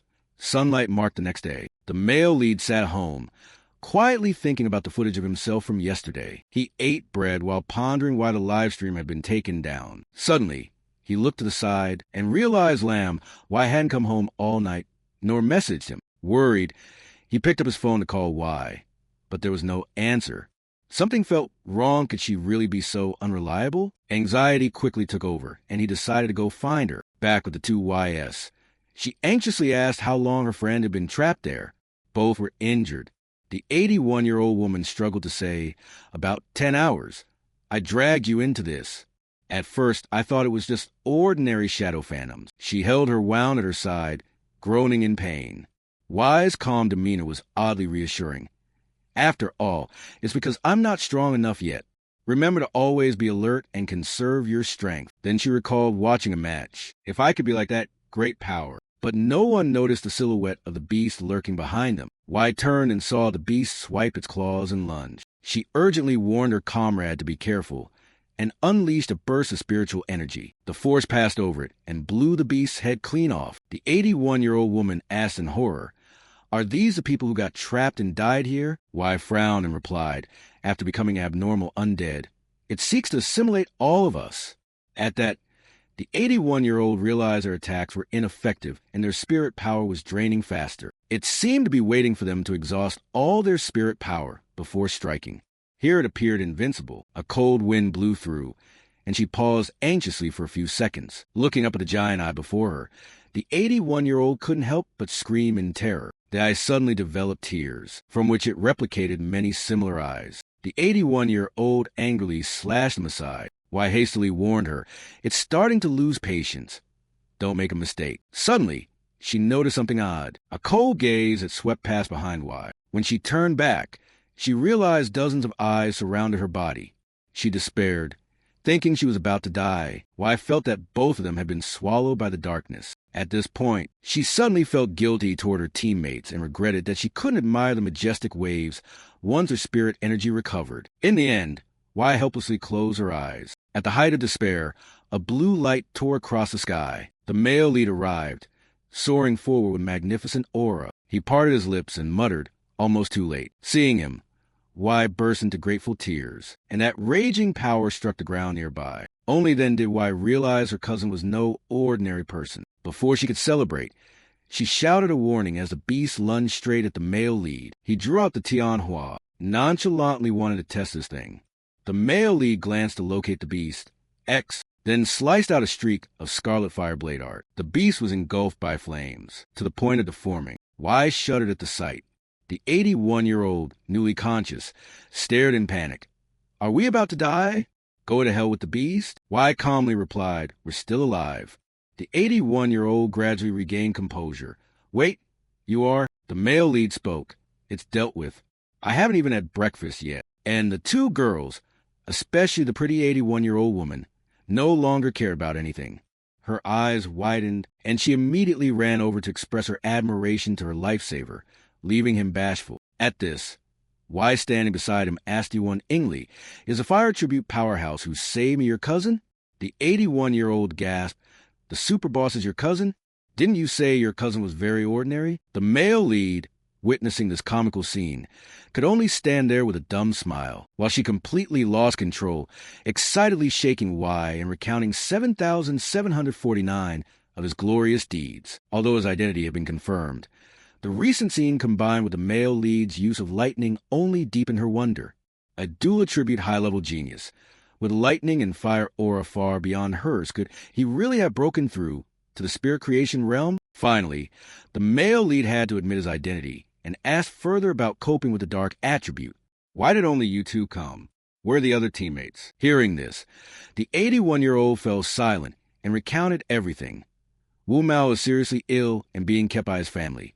The elder uncle has a harder mission. The others' whereabouts are unknown. Y's expression fell, averting her gaze instinctively.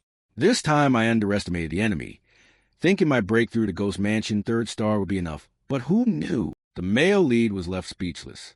Upon reflection, he couldn't dismiss that the teammates each had their own interests.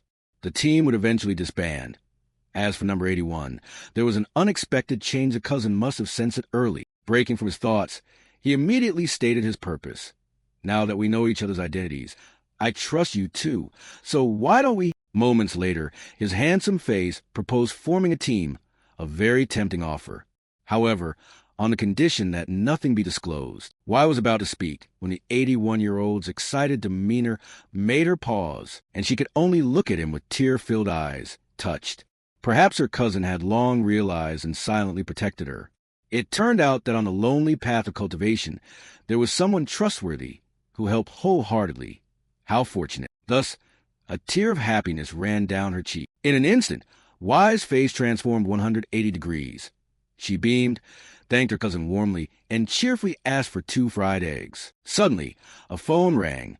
Y looked down to check and reported, "Sister Gia Lamb just issued a new mission." The screen displayed the task clearly. Enter the Polarine territory and collect mission items related to the dark attribute. Think carefully before registering. The male lead skimmed it and, intrigued, asked more about the land. Y replied anxiously, "The Polarine territory is strictly banned by Han Nation because the dark attribute is very strong there. Most abnormalities in the city originate from that area. The authorities have never explored deeply into this forbidden zone." The male lead told Y to ask for more details about the mission. From that, he suddenly thought of two possibilities. Jia Lam either has a special identity or is originally a high-ranking military or council official. Y complied and messaged to ask for more about the mission. Unexpectedly, Jia Lam immediately replied with detailed information. This even surprised the 81-year-old. Jia Lam also reminded them to consider carefully before acting. If they are strong, trustworthy teammates, form a team and register later. She scrolled the screen while waiting for responses. The male lead crossed his arms and reread the notice, already understanding the other's intent. He raised an eyebrow and said to Y, "Looks like they're targeting you." Thinking of that land, he exclaimed excitedly, "Interesting. I've always wanted to try the Polarine territory." The system popped up, "High-risk mission. Mortality rate very high. If there are strong, reliable cultivators to form a team, you can register later." A woman in a vest spoke up, "Sister Lam, our squad is over here." Jia Lam cut in, "It's fine. If he's a cultivator worthy of Han Nation's trust, he'll come. If not, then this generation of cultivators was meant to be. If it's not their time, then so be it." She hugged the bouquet tightly. "Do you too think the flower collection mission is deliberately sending strong cultivators to their deaths?" The girl hurriedly replied, "Sister Lam, we..." Jia Lam gently set the bouquet on the table. "A suicidal mission, like picking the 7 spleen flowers, has an underlying purpose opposite to its appearance. This is an inevitable path to amass power for Han Nation. Only by harvesting the 7 spleen flowers can we save more cultivators." Jia Lam immediately thought of the people on the high-speed train, the core force of Han Nation's future. The successors falling, their fates unknown. She bent over and took the hand of the old man in a coma. "No matter what, we must collect more 7 spleen flowers. He is the only cultivator who reached the Diamond Realm.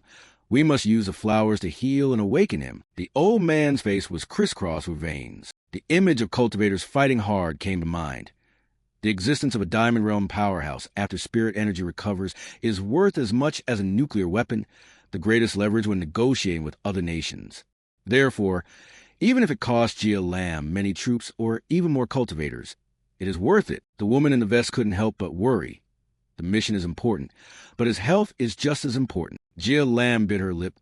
Sourly, "My health is important?" "Yes, very important, because your life is what brings back our teammates." Her face gradually turned ashen. Jia Lam leaned against the bed. "Sorry, I shouldn't have snapped at you." The girl waved her hand. "Sister Lam, I misspoke. Are you having another headache?" Jia Lam's eyes showed a fleeting sadness. "It's fine. It's not yet time for medicine. I just wanted to never mind. It's old news." The images of the fallen remained etched in her mind. "Sword-bearing squad, please retreat immediately." Corpses lay scattered across the ground. The Polarine zone was truly terrifying. A man reached toward Jia Lam. "Xiao Lam, the 7 spleen flower mission.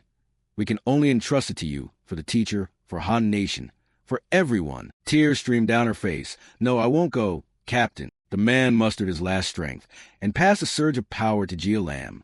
"Our tribute. Use it well. You must survive and return." Jia Lam couldn't hide her sorrow. They had transferred their spirit energy to her, but if it became tainted by blood or wasn't fully harvested, the 7 spleen flower would be useless. An hour later, the group, including the male lead, still strode across the mountain ranges. The 81-year-old woman seemed exhausted. "How many more kilometers?" She looked at Y. "Hey, Captain Y, you're so strong now. Can you fly a bit?" Y replied, "When spirit energy is still insufficient, cultivators can't fly at will." The male lead stared into the distance, then suddenly said, "Is that the Polarine zone up ahead?" His brows knit. The dark attribute was thick, with layer upon layer barriers, and there was still an unpleasant stench in the air. The 81-year-old's face grew more uneasy.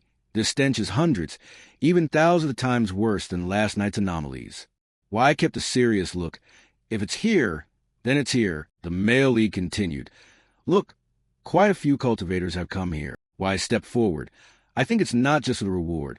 As 81 and I experienced, the dark attribute is hard to handle, bloodthirsty and hostile to humans. Dark attribute specters have been advancing into the city. There have been more than one outbreaks of the dark attribute now. The male lead agreed, true, I faced 2 dark attribute anomalies before. One was a mutated rabbit, which was actually more like a giant rat. That time I nearly ate a box meal. His brows tightened. There was also a giant snake lurking in a factory at night. Its intelligence surpassed the mutated rabbit. It could cooperate to trap people, and the Spirit Energy Association was nearly wiped out. As Weiss said, these anomalies are extremely cunning. They seem to be deliberately avoiding the city's border defenses. The border defense line was shielded by large barriers. The whole city was engulfed in smoke and fire. Although it was unclear how they'd done it, anomalies were appearing in the city more and more, to the point of being uncontrollable. The male lead's face went ashen, so he said, we must make a trip there. Tan Huynh and a group of cultivators stood at the border and suddenly seemed to notice something. Stunned. What? He's here too? And he brought 2 girls? The blue-haired girl called out, Boss, boss. Tan Huynh muttered a prayer. Amitabha, great Buddha, please don't discover me. Please don't discover me. The male lead asked in surprise, hey, is that Captain too? The blue-haired girl replied, oh, it's you?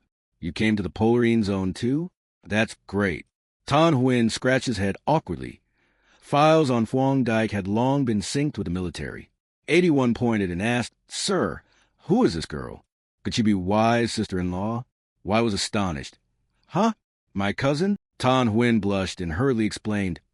Oh my, what a huge misunderstanding. The male lead introduced, of course not. She's my errand girl, captain from the Spirit Energy Association. Tan Huynh calmed down and murmured, why do I feel even more dazzled now? Suddenly a voice rang from behind. A bunch of braggart kids. Shamelessly boastful, a cultivator with a gun on his shoulder shouted. Cultivators these days are younger than before and have no manners. If you don't greet elders, it might be fine, but being loud and quarrelsome without respecting the place is too much. I only hope that when you enter the Polarine Zone, you can trust each other like that. 81 angrily.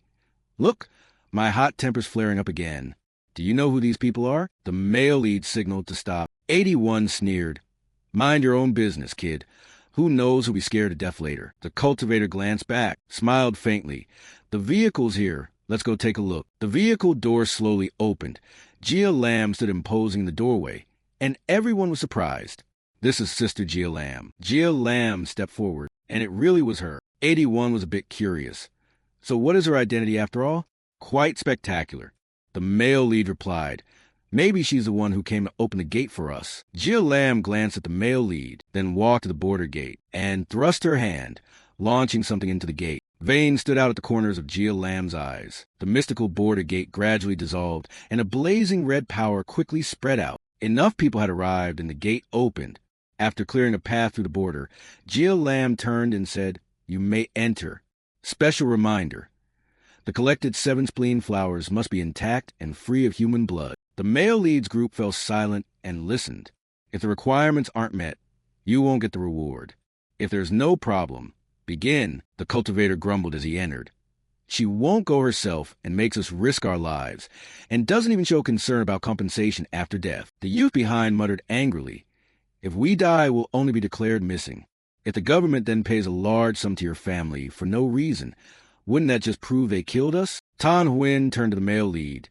That middle-aged man is probably like Yua 0A0, is a 1-star spirit former. Also, among the silent ones there seem to be a few masters, but they may have withdrawn their aura, so it's hard to judge. The rest are cultivators solidly at 2-star or 3-star Netherrealm. Each team's strength is roughly equal. The male lead's face darkened as he thought. This mission looks quite difficult. I didn't expect they'd find so many elite teams. He wondered inwardly, was that person earlier also a 1-star spirit former? But his spirit energy level wasn't necessarily high. The girl beside Gia Lam spoke up, personnel count is complete. In this Polarine area, there are 37 2-star Netherrealm, 12 3-star Netherrealm, and 3 1-star spirit formers. The mission difficulty is BDNs. Gia Lam watched the people entering. Those who arrive first go to the monitoring equipment. Preparations are done, rest assured. On the other side of the border, the landscape was desolate with no signs of life. The smell there made 81 and why feel sick. The male lead warned, stay close. The dark attribute here will seize your vision. If you don't stick together and act as one, you'll get lost and disoriented. 81 sat down, apologizing. I'm so nauseous I can't hold it. Tan Huyen gently reassured her. It's okay. It's the smell of rotting corpses mixed with cerebrospinal fluid. You're not the only one nauseous. It's normal. She forced a smile. The group ahead with similar cultivation levels is vomiting too. Tan Huyen explained. The dark attribute naturally suppresses cultivators. You can think of it as a kind of pollution. Abnormal entities in the polarine area are extremely powerful. B-rank anomalies correspond to the nether realm and have controllable damage ranges.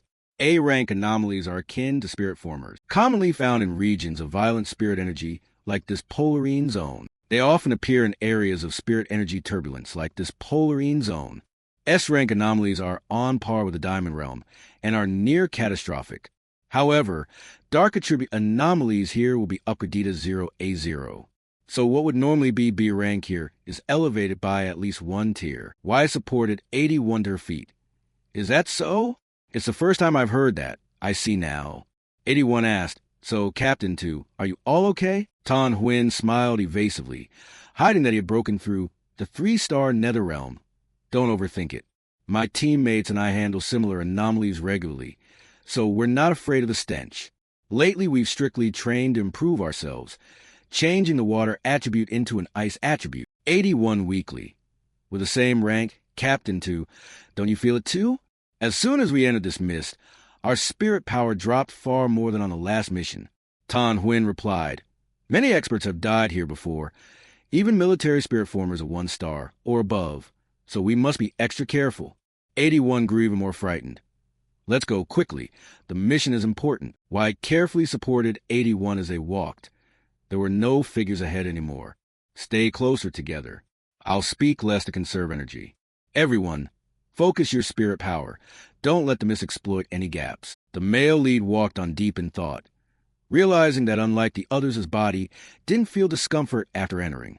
It seemed the Yang attribute and the Thunder Seat anti-demon enhancement both helped dispel the dark attribute, or since his upgrade to spirit former, his spirit power had simply become stronger. Elsewhere, a cultivator in red armor was fighting a beast. The anomalies in the polarine area were only like this. He surged forward and led. Brothers, the 7 spleen flowers will definitely be collected by us. Show that youthful team what real strength is. Others echoed. Good job, lead the charge. Back here, Y was coughing harshly while 81 looked on with concern. The male lead turned his head and thought to himself, after all, still just a kid. Y froze when the male lead patted his back and immediately felt nausea and the oppressive erosion vanish, replaced by warmth like basking in winter sunlight. Voices of admiration rose. Truly the power of a spirit former. Y looked at his hand in surprise. This fire attribute is really warm. Indeed a rare high-grade attribute. Since upgrading to 3-star Netherrealm, I've come to understand attributes more deeply. My plant attribute specializes in absorbing spirit energy from dewdrops. Captain 2's water to ice attribute is also very rare. The male lead casually replied, it's not a fire attribute, but the yang attribute. I haven't told you clearly. I'm the one who handled the fires at the North Gate and the training ground at Qingqing University, he said nonchalantly. These 2 attributes are different. Yang and celestial fire also differ. Tan Huyen shouted. You're just going to admit that? So does that mean you now have 3 rare high-grade attributes? The male lead thought privately that he actually had the wild attribute too, but tall trees are easily toppled by wind, so he kept it for self-defense. Outside, he gave a perfunctory reply, something like that. Where's 81? 81 trembled. I haven't broken through the 3-star Netherrealm yet, so I can't clearly sense attributes, but I'm roughly following the metal path. Big Uncle God, I promise I won't bother you anymore when I'm out there. Your yang attribute, warm me a bit with it. The male lead gently touched 81's back. All right, I'll warm you for one day. The blonde girl beside them was surprised by the scene. Why are you patting each other like that? 81 exhaled. So warm. The male lead suggested to Tan Huyen's group. Captain 2, why doesn't your team try it too? She replied, feels not bad. The 2 cloak-wearing girls excitedly. What are we waiting for? Invite the god. They were each given a warm stream of spirit power by the male lead. Suddenly, the beast's footsteps drew very near. The male lead warned alertly. Tan Huyen launched an attack at the beast. What is that? 81 is right in front of her. 81 was startled. A warning cry rang out, an A-rank anomaly. Tan Huynh gathered ice spirit power in his hand, then launched a direct strike at the beast, shielding Y. This level of difficulty has it disappeared? Where did the horde of undead appear from? The male lead quickly pulled everyone together, warning, watch your feet. He drew his sword to defend, his gaze carrying killing intent as he advanced. Each stroke of the blade a roaring challenge of a fire dragon. The horde of undead screamed in agony as they were burned. The fire in the male lead's eyes gradually faded. For now, everyone was safe. The anomalies had dispersed, though they seemed to have many eyes. There were actually only two. He rubbed his chin. I just didn't expect the anomalies here to evolve enough to mimic human speech. Tan Huynh added, perhaps because they've eaten so many people they learned it. Even the weakest here has been nurtured by the Polarine region into A rank. If you aren't a spirit former, you can't fight them head-on. Jia Lam looked at the blazing fire before her, silently admiring that a single strike had shattered two A-rank illusion beasts. She showed no emotion. Even she would have to trade blows with them for at least a few rounds. On the other side, why clench your fists? If Captain 2 is right, we must be united. Otherwise, I think it's likely anomalies will disguise themselves and slip in. If we let our guard down, we'll be attacked. She called out, 81, get up fast. 81 was still terrified.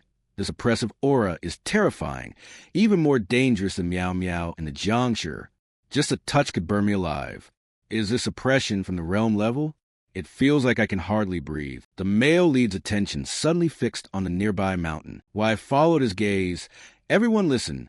Do you hear it, like the sound of ocean waves ahead? Suddenly, the ground shook violently, and everyone panicked and scattered in flight. Someone shouted, run, stop fighting. This thing is demonic. Save me, it's a ghost. The male lead's face remained unchanged. He only slightly frowned. The other cultivators also hurriedly turned and fled. This was something that even legendary armies would suffer heavy losses against. The dark tide. At that moment, a deep red tsunami surged toward them.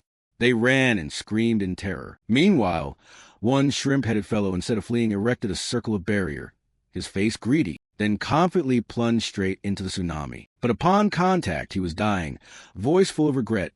Damn, the anomalies here. Instantly, the wave seemed to become a demon that devoured him to death. Those who fled were likewise overtaken one by one, looking at the wave before them.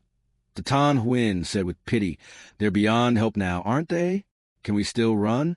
The male lead beside him asked blankly, what is a dark tide? Despite the tense situation, she calmly explained, a dark tide is a corrupting surge that can swallow everything.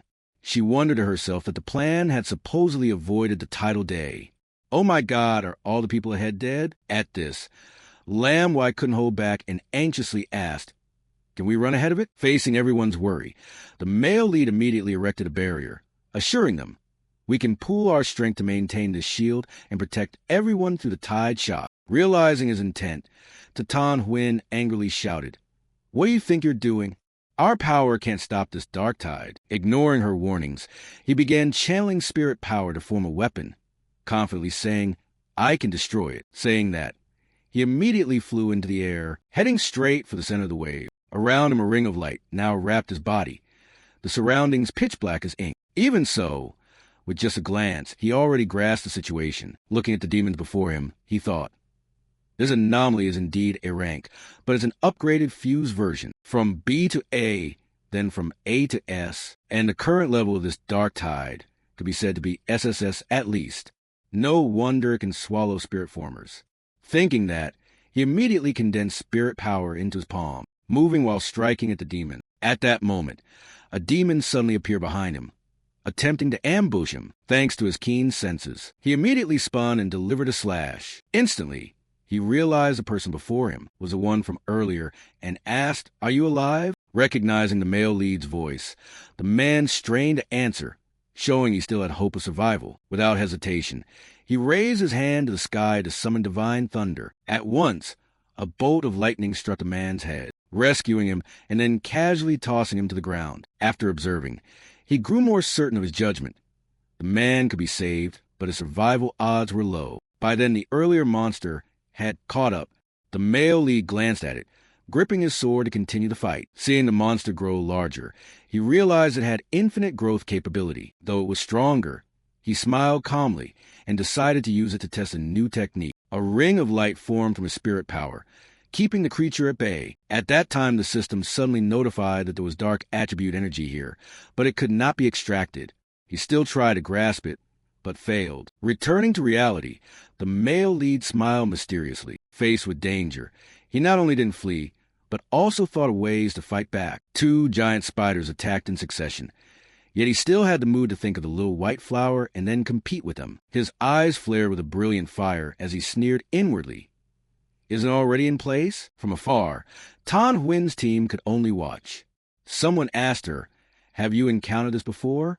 To Tan Huyin could only bitterly admit their weakness. They were dumbfounded, unable to believe the dark tide could be halted like that. Suddenly, Manhwa trembled, unease rising, worried about whether her cousin, who had gone in so long ago, was all right. Tan Huyin, standing beside her, took her hand and reassured her with his strength.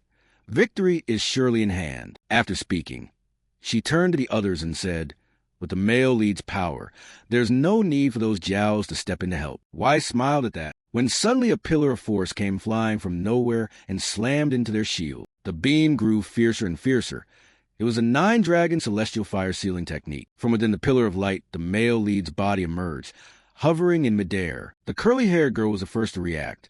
She pointed at him and shouted, "That's Wise cousin." From the technique, 5 to 6 dragons flew out, and everyone could only exclaim, "Oh my God." In another corner, Jia Lam also shouted, "Celestial fire attribute is sealed." She couldn't help but wonder inwardly whether the male lead had successfully sealed it. The scene shifts to him gritting his teeth in pain, looking extremely strained, alone and so small.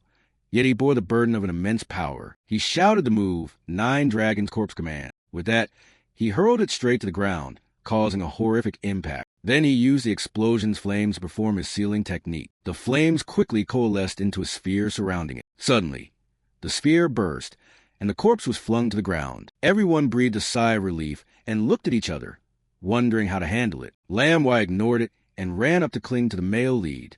Suddenly, Tan Huyin demanded he hand the person over to her. She looked at his face puzzled. "Why don't you look happy?" Yet inwardly admired him to be able to destroy the dark tide too. The male lead turned away coldly. "The dark attribute here is too rich. We must leave quickly. Gather the rotten 7 flowers." Tan Huyin immediately replied, "We'll take this person back to Ling Xie for treatment. Have the people ahead all died?" The male lead explained calmly, "Except for this one, the rest were likely devoured by the dark attribute." 81's voice sounded regretful.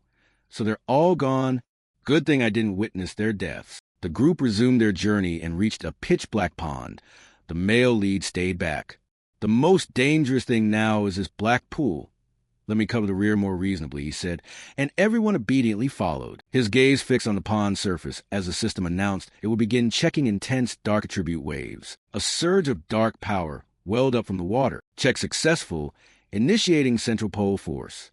Then they dispersed into columns of power, shooting into the sky. The male lead immediately absorbed it all. The system's voice rang out, "Compilation successful."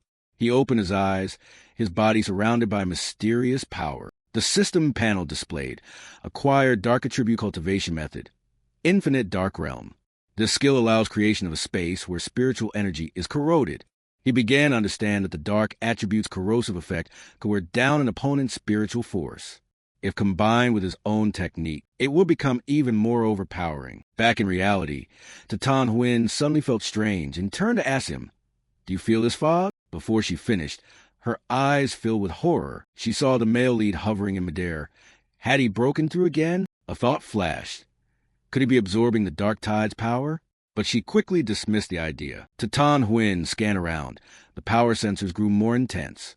But absorbing dark attributes is strictly banned by the government. She couldn't help recalling the horrifying scene years ago. The government once tried to research purification and refinement of the dark attribute, but paid a heavy price. Although ranks range from D to S, even a D rank is enough to make a cultivator newly entering the Ghost Court realm suffer every torment. Not to mention 1 spirit former. 10 spirit formers could still be casually swallowed. Cultivators who were experimented on couldn't retain their consciousness. Their minds went mad. After it ended, the male lead returned to his original state. He said coldly into the air, "Come out. You've been watching us for a long time." From the darkness, Gia Lam slowly stepped out. "Let me guess, you sealed the dark tide." Tatan Huyn stared at the woman across from her, mouth agape. "Gia Lam, what did you just say?" She continued questioning. "What were you doing just now?" The male lead did not hide it and answered frankly, "That's right." Tatan Huyn turned to look at him in shock, while Gia Lam suddenly slipped her hand into her coat and pulled out a gun. Everyone present cried out in alarm. "Sister Gia Lam, what are you doing?" "I remember Phuong Dike was the person the military wanted to recruit most. What are you planning?" The male lead remained cold and composed. "Our mission is to find the seven-rot flower, right? It seems you're unhappy that we didn't die here." Gia Lam did not answer, only intently watching his every move. Number 81 hurried forward to intervene. "Why didn't you act earlier? If it weren't for him, we'd all be dead. Now you want to make things hard for the boss?" Finally, Gia Lam relented. "Just kidding. Congratulations on passing the test." Hearing that, everyone finally breathed a sigh of relief. The male lead immediately asked, "So your purpose was to test me?" Gia Lam had no reason to hide it and promptly admitted. Because he had talent and strength, she wanted to see for herself. She then reiterated why she hadn't intervened. "Cultivators must follow the rules. Life and death are fate. But those people were lucky because someone trustworthy protected them.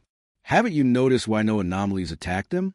They were frightened by Phuong Dike's sealing power. The dark tide is the same.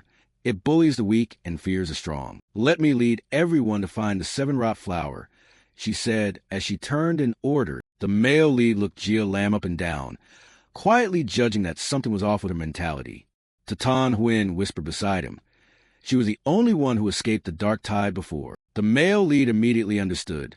Because of her status, absolute discipline, responsibility, and a belief that kept her persistent. He relaxed his guard and turned to tell everyone, "Cut some slack for this wounded one." Number 81 instantly caught the implication.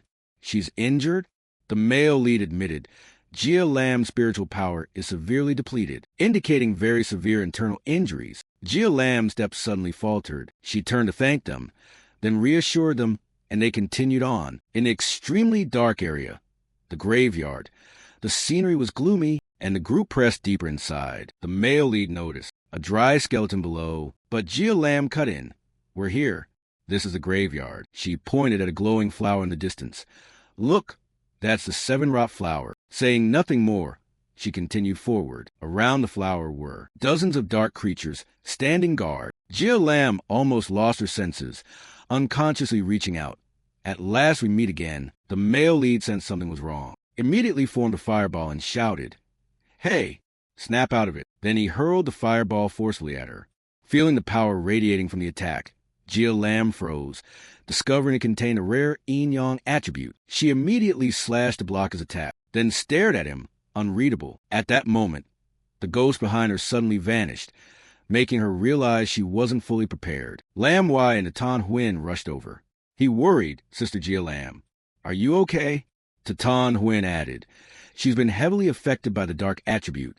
We should stay together." After a moment's thought, Gia Lam said, "The seven-rot flower, let him take it." The male lead slowly stepped past the three of them. Approaching the seven-rot flower, suddenly the ground trembled, and a lake fiend lunged up and snatched at him. Its mouth gaped, the tormented souls it had swallowed screaming. So hungry. The male lead remained calm, focused energy into his hand, and whispered, "Divine thunder." A volley of thunderbolts pierced straight into the lake fiend's body. It howled in pain, but wasn't critically harmed. He wondered, how many anomalies had it swallowed to reach S rank like this? He had to deal with it quickly, take the seven-rot flower, and return to reseal the dark tide. Thinking that, he formed a stream of purple energy. He activated the skill Infinite Dark Realm, forming a circle that encompassed them both. Inside the circle were only him and the lake fiend. The lake fiend immediately collapsed, entwined and crushed by countless souls, screaming in agony. The system announced, the lake fiend was affected by the special dark attribute within Infinite Dark Realm. The S-rank anomaly, half-rotten lake fiend, has been downgraded to rank B. Seeing this, the male lead thought the cultivation base in the extreme dark truly was unstable. He formed a fire attribute sword and swung once, producing a massive explosion. It's over. Outside, Tatan Huin wondered, what is this? I sense the dark attribute, but it's oddly different. Lam Wai also said, yes, I don't sense the usual oppressive, gloomy, cold aura. Jia Lam stepped forward, face stern, because this is Phuong Dike's domain. He just created his own field. She recalled her master, who once used a domain to suppress disasters across the city, and thought to herself, aside from my master, only 3 people in the world can do this. By now the male lead had left the field, waving to them. The graveyard behind should no longer pose any trouble. Then he stepped to the 7-rot flower, gently lifted it up, and finally exhaled. Jia Lam's eyes froze when he handed the 7-rot flower to her to hold. The male lead told everyone, we must withdraw immediately. The dark tide can appear at any time. His gaze flicked over the burden to be protected. Then Jia Lam gave a small smile of thanks. The group immediately departed. Before leaving, Jia Lam called him back. Thank you, truly. No Lao was in peril. You saved his life. The male lead simply looked at her silently, saying nothing. Emerging to the exit, everyone cheered. We survived. Lam Wai breathed. Finally, we see the sun again. Outside, people waited for them, eager to see the 7-rot flower. As each person stepped out, questions came pouring in. Number 81 rolled her eyes. So many people waiting? Lam Wai exclaimed in surprise. This is a vehicle from the spirit front, renowned throughout the lower kingdom. Who doesn't know it? Number 81 began to regret having mocked Jia Lam before. Cut to the spirit front sector, the top of the 19 sectors of the lower kingdom. The 7-rot flower was ceremonially handed over to a senior leader. The soldiers immediately expressed their gratitude to the male lead, and they also offered thanks to Jia Lam. The vehicle departed. The male lead walked with Jia Lam. Curious, are you from the spirit front sector? She nodded. Yes, your performance has spread across the sector. You won't be unknown for long. I must admit, your power can overwhelm even our strongest squad, and your potential is limitless. She changed her tone and began to entice the male lead to join, but when he didn't agree, she shifted the topic. She spoke of the changes in heaven and earth, the threat of dark attribute anomalies, their increasing numbers and expanding impact, and how they could cause disasters at any time. The nation is mobilizing all resources to build containment zones, and spirit knights are enforcing control everywhere. I'm telling you this because I think an outstanding cultivator like you deserves to know. The male lead replied, I understand. From now on, when anomalies appear, no matter who it is, I won't stand aside and watch. Jia Lam's expression softened. She produced a token. Nice to meet you. Phuong Dike, please accept this token. With it, you can enter any restricted zone to train. The spirit front's gates will always be open to you. She asked further, do you want to visit No Lao? The male lead asked suspiciously, you mean, is he a Diamond Realm elder? Jia Lam nodded. He's my master. I think you should meet him. The male lead put the token into his pocket. Suddenly sparks of lightning appeared in his hand. All right. Another friend is another path. I'll go with you. And this, consider it a gift between friends. Lightning enveloped Jia Lam's body. He explained, I think I can purge the lingering toxins left in your body. Feeling her body change, Jia Lam realized a thunder attribute could heal. The wounds from the encroaching black bones began to heal, organs recovered, and blood vessels were realigned and purified. Jia Lam's eyes looked thoroughly satisfied now. All toxins in her body had been completely removed. After a period of treatment, the male lead asked, how is your body now? Jia Lam answered, very well. All dark attributes of my body have been completely destroyed. Nearby, an ambulance was treating a seriously injured patient. Tatan Huin also noticed the two and approached, asking, you two aren't leaving yet? Wait, why do I feel Jia Lam's wound? Answering her question, Jia Lam said, yes, the dark attribute in my body has been thoroughly purged by the thunder attribute. Hearing this, Tatan Huin eagerly stepped forward to observe the male lead more closely, then called everyone from the medical team over. She then looked at the male lead with shining eyes, hoping he would help treat the pioneers infected with the dark attribute, and bowed to show her sincerity. Moved by her sincerity, the male lead nodded in agreement, and then manifested his pure thunder attribute. Seeing the pure thunder stream he produced, a medic doubted whether the thunder attribute could truly dispel the dark attribute. Jia Lam stepped forward to explain.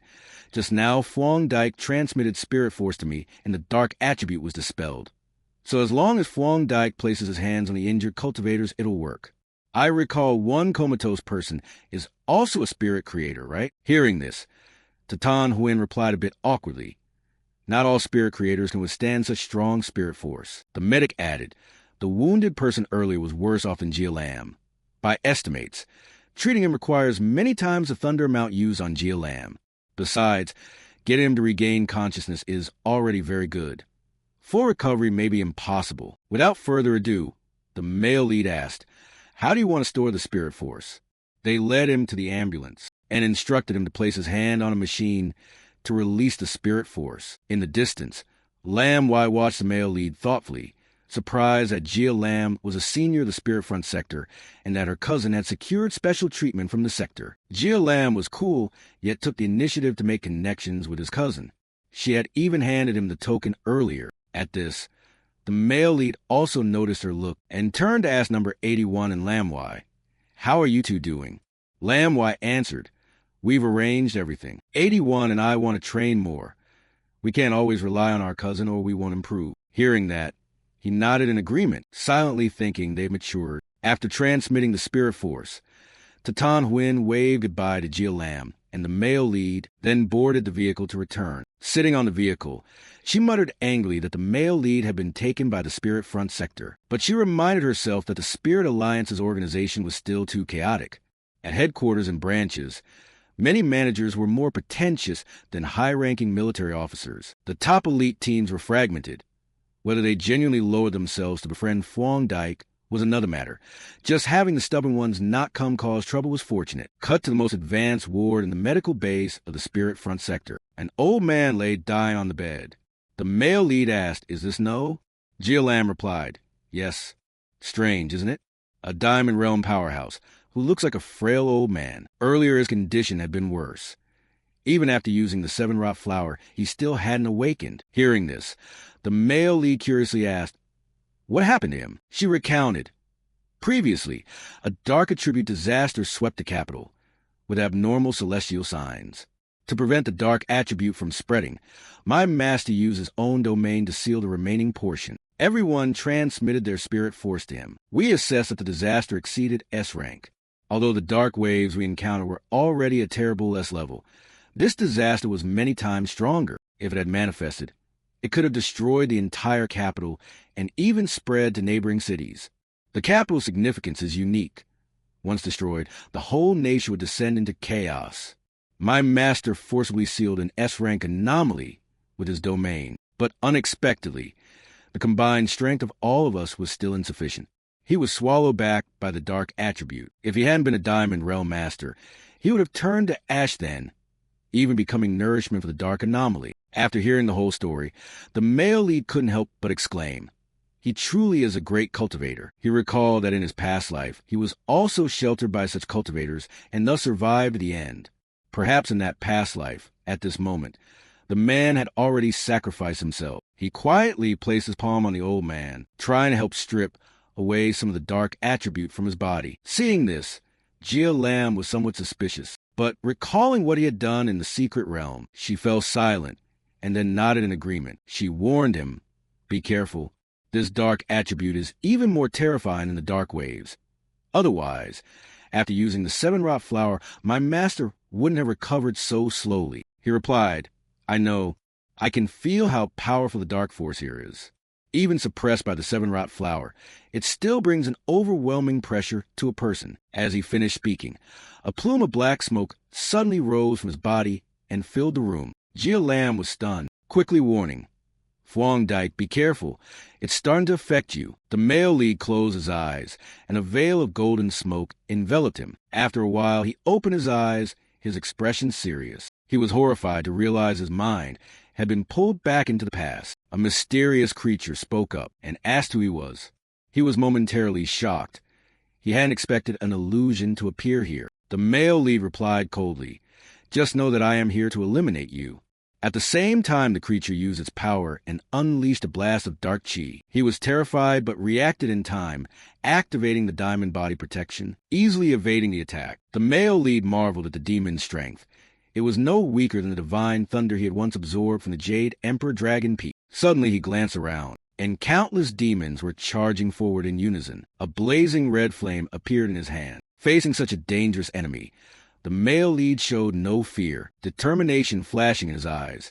He lunged forward, cutting through the darkness and delivering a mortal wound to it. A second later, it fully regenerated, but its strength seemed to have weakened considerably. The male lead hurriedly dodged the counterattack, leaping onto the rooftops. In an instant, he performed the boundless dark realm.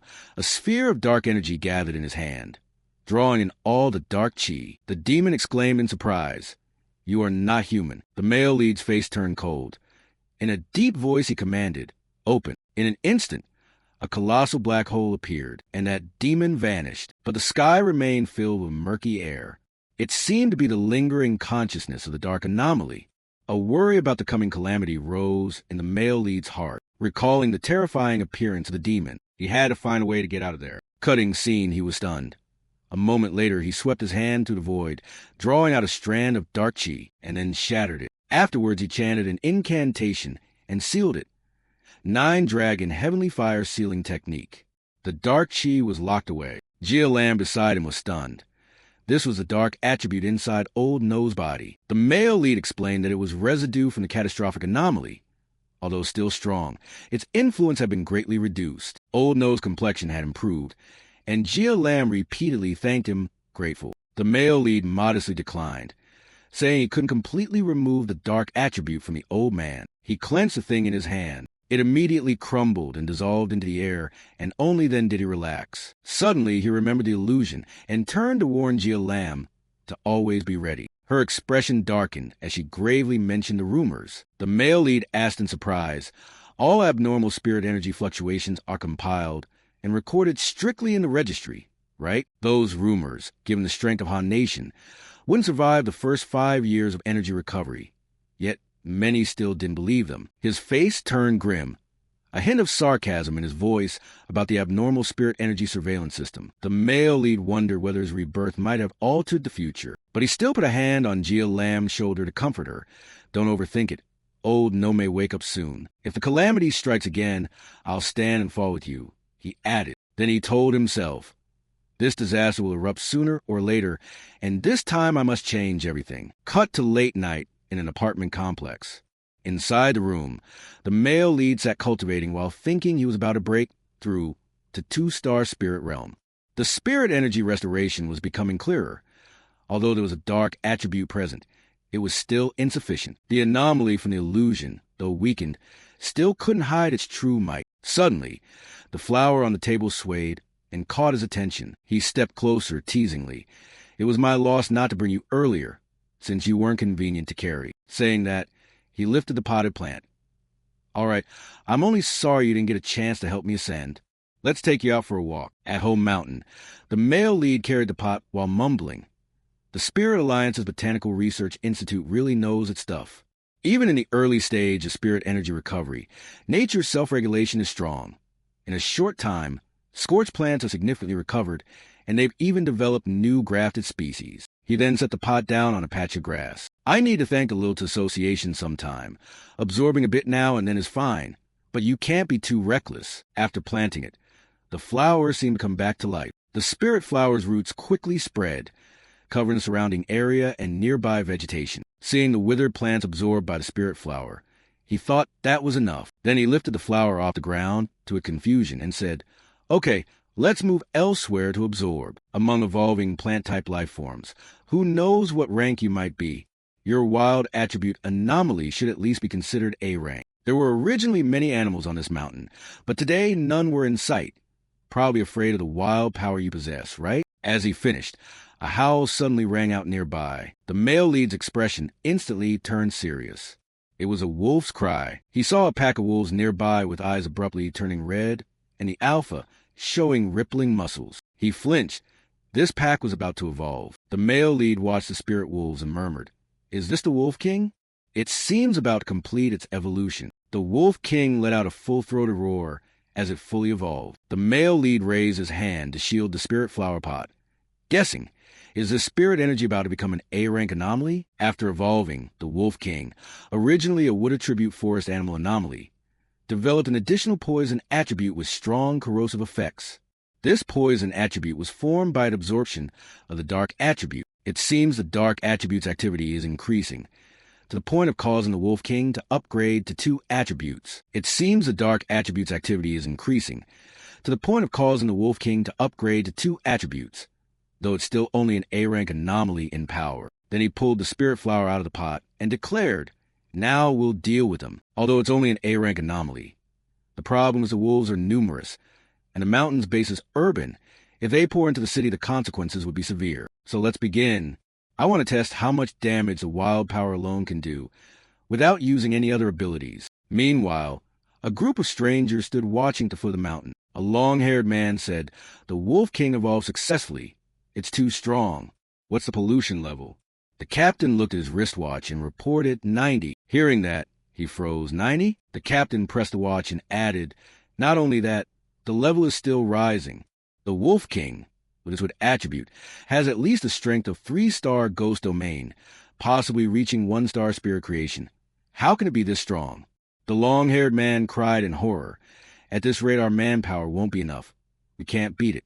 You just broke through the 3-star ghost domain yourself, didn't you?" Suddenly, a massive surge of dark power erupted from a mountain peak. Everyone was astonished. Dark attribute again. Why is it like this? No wonder the pollution level is so high. The captain discovered the cause. "I get it. The reason the pollution is so high is that the Wolf King evolved into 2 attributes. This is extremely rare among anomalies. But even if we can't beat them, we must stop them. If this pack fully evolves, the area at the mountain's base will be devastated. Their savage nature is brutal, and with added evolution spirit energy, they'll be even more terrifying. I must quickly notify the Spirit Alliance for reinforcements." At that moment, the ground suddenly shook violently. People panicked. An earthquake? Can evolving wolves cause earthquakes? No, another anomaly has appeared. The captain's watch reading rapidly climbed to 1,000. The group at the foot of the mountain immediately realized, "Oh my God, this is the power of wild ruin. How is wild ruin appearing here? Run. No matter what, retreat to a safe area." The long-haired man looked back and asked, "Is this the vine that disappeared earlier? No warning?" The captain urged hurry. "Evacuate all surrounding residents now." Suddenly another member stopped him. "Wait, Captain. Wild Ruin's power isn't here." "Then what is this?" the captain asked. "Has Wild Ruin's power hidden deep within the mountain?" The long-haired man replied, "Yes, it's strange. The sense of danger is gone. Do we still report this?" At this time, the spirit flower's roots grew longer and hundreds of small buds quickly bloomed along the root stems. After a moment, all the flowers exploded, releasing a fierce wave of wild power. The captain curiously asked, "What kind of flower is this?" Turning back to the male lead, the spirit flower had formed a sea of blossoms surrounding the Wolf King, and it still snarled, slashing the petals with its claws. He explained that this sea of spirit flowers would continue to proliferate and grow until it drained all the energy from the wolf pack. Fortunately, his spirit energy protection let him keep struggling. But what about the wolves? The surrounding anomalous beasts were howling in despair. They were entangled by vines, trembling and whining, and before long their life force was siphoned away, leaving only dry skeletons. After the spirit flower absorbed all the pack's vitality, its vines began to turn red. The Wolf King, furious, opened its mouth and spewed a blue beam, aiming at full force at the male lead. However, his whole body was protected by the sturdy roots of the spirit flower. As the roots retracted, he calmly called out, "Useless. Can't you tell? The spirit flower's wild attribute has already taken root deep in the soil beneath this mountain forest." A sea of flowers spread across the sky. Using what the mountain has for mountain, even if you level up and open your divine mind, you probably still don't know the saying, you can't cut all the weeds. Spring wind makes them grow back, right? Not bad. You even recognize the flower's position. Little flower, they've found you. What to do? The Wolf King snarled, grinding its teeth, and lunged straight at the spirit flower. The spirit flower changed size. The Wolf King snapped at it, but unfortunately was clamped tightly by a giant petal. The Wolf King struggled violently, but to no avail. The spirit flower continued to corrode the Wolf King. The male lead watched calmly, wondering, are you really going to let the dark attribute eat away at you? The sticky petal split in two, each fragment restraining the beast as it wailed miserably, then swallowed it whole.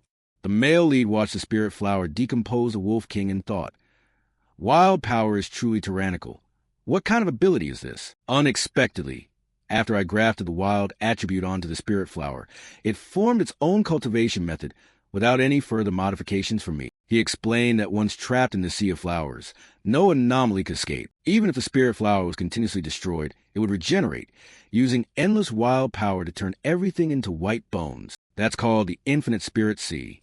System notice. The spirit flower has successfully been grafted with the wild attribute and comprehended infinite spirit sea. The blossom glowed red, like burning fire. The male lead watched the spirit flower's every movement and noticed something unusual. He observed how the spirit flower absorbed the world's spirit energy and said to it, "Little flower, you're about to evolve." At the same time, everyone in the observation room frantically detected an A-grade mutation pollution. 2 different streams of spirit force appeared in the contaminated area. Besides the Wolf King's upgrade, there was another source. The chief asked calmly, "Where?" The other replied, "At the area captain is responsible for." He doubted, but didn't the sabotage squad already stop the wolf pack? At that moment, a transmission came through the chief's earpiece. The mutated wolf pack suddenly erupted with power. Wild vigor strengthened and destroyed the A-grade mutated wolf anomaly. But it didn't chase us. It went into a den. Now a cluster of mountain flower anomalies has bloomed throughout the mountain. We don't dare approach. We don't know if this power affects the surroundings. If this anomaly erupts, it will be even more violent than the sky demon before. We should send reinforcements. Those cultivators here probably can't hold out. He replied, "If so, we'll dispatch 2 more elite squads." Tan Huyn, standing beside him, thought inwardly, "It's Home Mountain. This time I have a feeling it's him again." Then she spoke. "I think the one emitting the wild power this time might be Fuang Dike. His house is in this area. He can handle it alone." At Home Mountain, each red petal drifted in the evening breeze. The male lead shouted, "Indeed, you devoured the Wolf King and became it. You're about to evolve a second attribute." Each petal danced like blazing red flames. He exclaimed excitedly, "Fire attribute? That's perfect. Just swallow it, and you can evolve. Cultivation and leveling up becomes easy, right?" The spirit flower shrank, settling neatly in the male lead's palm. System notice. The spirit flower has absorbed the mutated wolf pack and wolf king and finished evolution. Wild flame spirit flower, A-grade anomaly, wildfire attribute. After evolving, it has a powerful desire to absorb spirit energy and can be placed into the Boundlessine realm for nurturing. Reading halfway, he muttered in surprise, "Boundlessine realm. Why didn't I think it could live there?" The Boundlessine realm has many dark attribute anomalies and earthen environments. If the spirit flower absorbed them, it could evolve dark. Then the male lead placed it into the Boundlessine realm. Suddenly, a bolt of lightning tore across the sky, startling him. The male lead glanced and guessed, "I'm about to break through to 2-star spirit creation." He sat cross-legged in midair as streams of power enveloped his body. He thought, "Channeling energy is easier now. The world's spirit energy seems born for me." At that moment, Kwang Luk easily located the male lead. He frowned and assessed, "Heaven Fire Single Blade of Legend. 2-star spirit creation really excites me. I'll show you what a coffin is.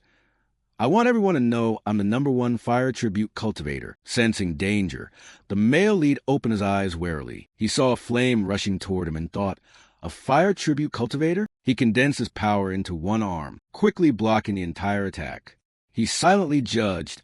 Finally arrived. "Where were you hiding before, refusing to reclaim your spirit energy? A wild one, breaking through spirit creation, independent, unaffiliated, a lover fighting." Kwang Luk stepped out of flame and said, "You're interesting. I sense a powerful oppressive spirit force from you. How did you just avoid my flowing fire flying embers?" But the male lead sneered and did not reply. Kwang Luk continued, "Forgot to introduce myself. I'm Kwang Luk. You'll remember me well soon." The male lead calmly raised his hand to the sky and called, "Divine Thunder." Kwang Luk still charged headlong. A blinding light appeared above the male lead's head. He froze, thinking, "I'm dead." But at this point, all he could do was hope. Kwang Luk took the hit. His body seemed to dissolve into the air. Finally, he coughed out a mouthful of white smoke, his clothes torn to rags. He knelt on the ground in a daze. Kwang Luk wondered in shock. "Who am I? Where is this?" He had still thought himself a fire tribute cultivator, but now he trembled, kneeling on the ground, panting. The male lead calmly stepped forward, assessed Kwang Luk from head to toe with a sharp gaze, then gently grabbed his head and lifted it. After that, he slammed Kwang Luk's face onto the ground. Only then did he speak. I was deaf just now. What did you say your name was? At this moment, Kwong Luke was still busy face-planting the dirt and couldn't answer, his mind in chaos.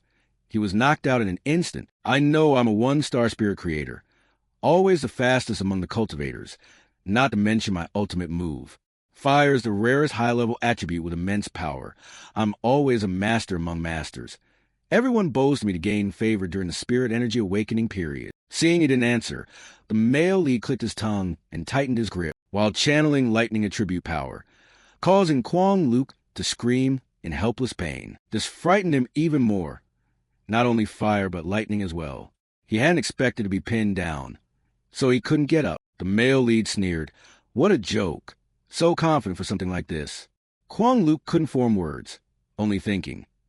This guy clearly hasn't broken through to 2-star spirit creation, so why do I feel he's 2? No, 3 levels stronger, about to meet his ancestors. Kwong Luke was truly desperate.